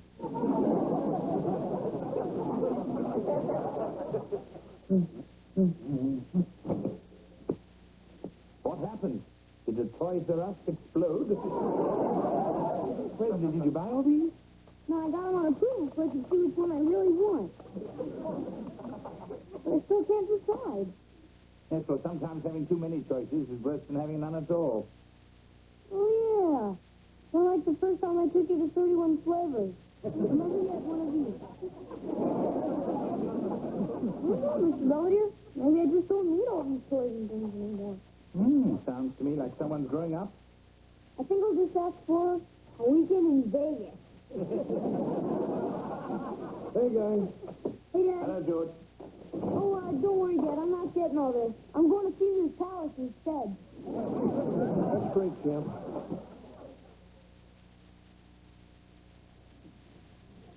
I guess you're not the only one with a problem.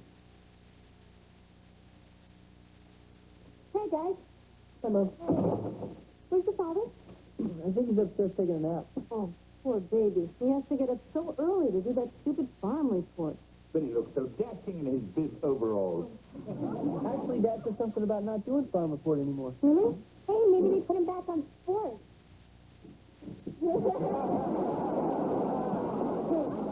Hi, guys. You running away from home, Dad? Nah, pal, they replaced me with some ex-jock named Grabowski, so now they're making me do some kid show. Hey, you're Hobo Joe. I love that show. I mean, I used to. What happened to the real guy? All I know is the cops came and slapped the cuffs on him during a Chilly Willy cartoon. So what are you wearing this now for? On my way to work, I got to appear at 2 birthday parties and a grand opening of a Korean driving school. Oh, don't worry, honey. Everything's going to be okay. But what if I'm a lousy Hobo Joe? Come on, Dad. You're going to be great. Yes, George. If anyone can fill Hobo Joe's shoes, you can.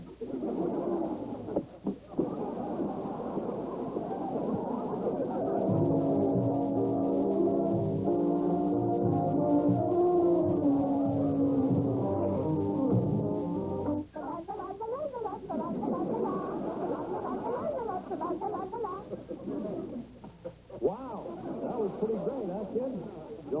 cartoons from Albania. What did you think, Dumpster Dog? That was real good, Hobo Joe. And I'm going back now and eat some more garbage. Yeah, see you, Dumpster Dog. Remember, kids, you shouldn't eat garbage. But if you do, don't forget to brush. Anyway, it's time for Hobo Joe to hop a freight. And I'll be back with more cartoon fun tomorrow. Coming up on the news, a terrorist hijacking, the Dow Jones Pumice, and Ed, Hobo Jones Wilson, is arraigned in Superior Court. Well, so long, boys and girls.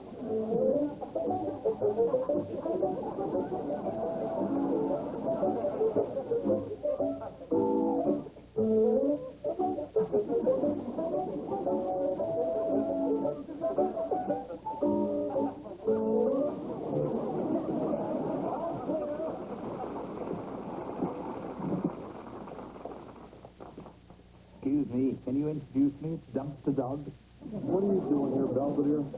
Well, I happen to be in the neighborhood. I thought it might be nice if somebody brought you some coffee. Ah, thanks, big guy.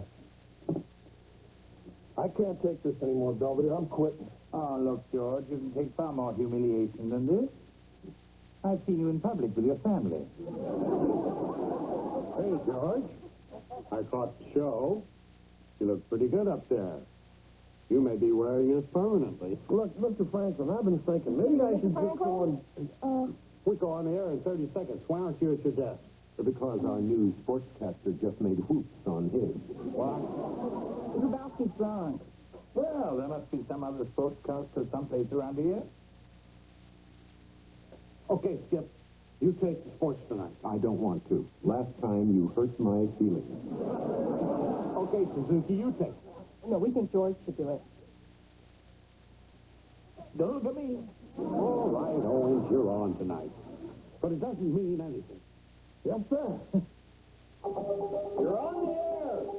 This is the Metro News 4 o'clock report with Skip Holling, Sammy Suzuki, Larry Mendez with the weather, and somebody with the sports. Hello, I'm Tammy Suzuki. And I'm Skip Holling. Before we get to our top story, Tammy and I would like to welcome back an old friend here at the Metro Desk, a man whose judgment may be questionable, but whose integrity and sincerity is never in doubt, George Owens. Thanks, Skip. Hi, boys and girls. I guess last week I sort of upset a lot of people when I said we should dump the national anthem. And I appreciate getting the chance to tell everybody that I still mean it. I mean, why shouldn't we get rid of it? Nobody seems to care anymore. I can remember when I was a kid going out to Forbes Field with my old man. When that Star-Spangled Banner started playing, people stood up straight and put their hats over their hearts and sang so loud the whole place shook. Sometimes there'd be soldiers in wheelchairs, and if they couldn't stand on their own, there'd be somebody to help them. I guess we were pretty proud back then, and maybe I was just wishing things could be like that again. Skip? I couldn't.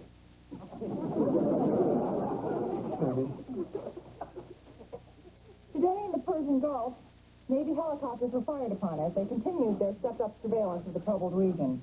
The Iranian... Hey, guys. Hi, honey. We all saw you. Yeah, Dad, you were great. Oh, yeah? Yeah, especially the part when you're talking to Dumpster Dog. When we were talking about Daddy's speech on the news. Oh, right. What did you do? So did they give you your job back? Yeah, but I'm not allowed to do any more editorials. Plus, I still got to finish polishing the transmitter. Hey, guys, I finally figured out what I wanted for my good report card. A fishing rod, but you hate fishing. I know, but Dad loves it, and he's been having such a tough time at work lately, I figured I might cheer him up. Thanks, Skip. I didn't have the heart to tell him. So, Dad, now that you're back on the news, you still going to be doing Hobo Joe? Oh, yeah, they wanted me to, but luckily they found somebody else.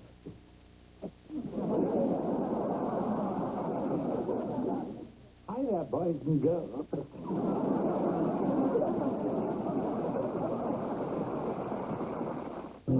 back at the Metro desk.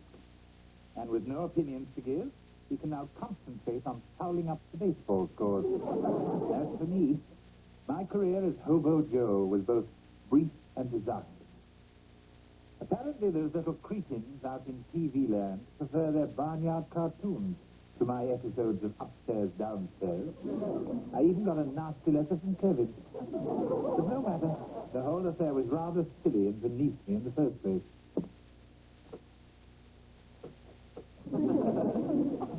Isn't that right, dumpster dog?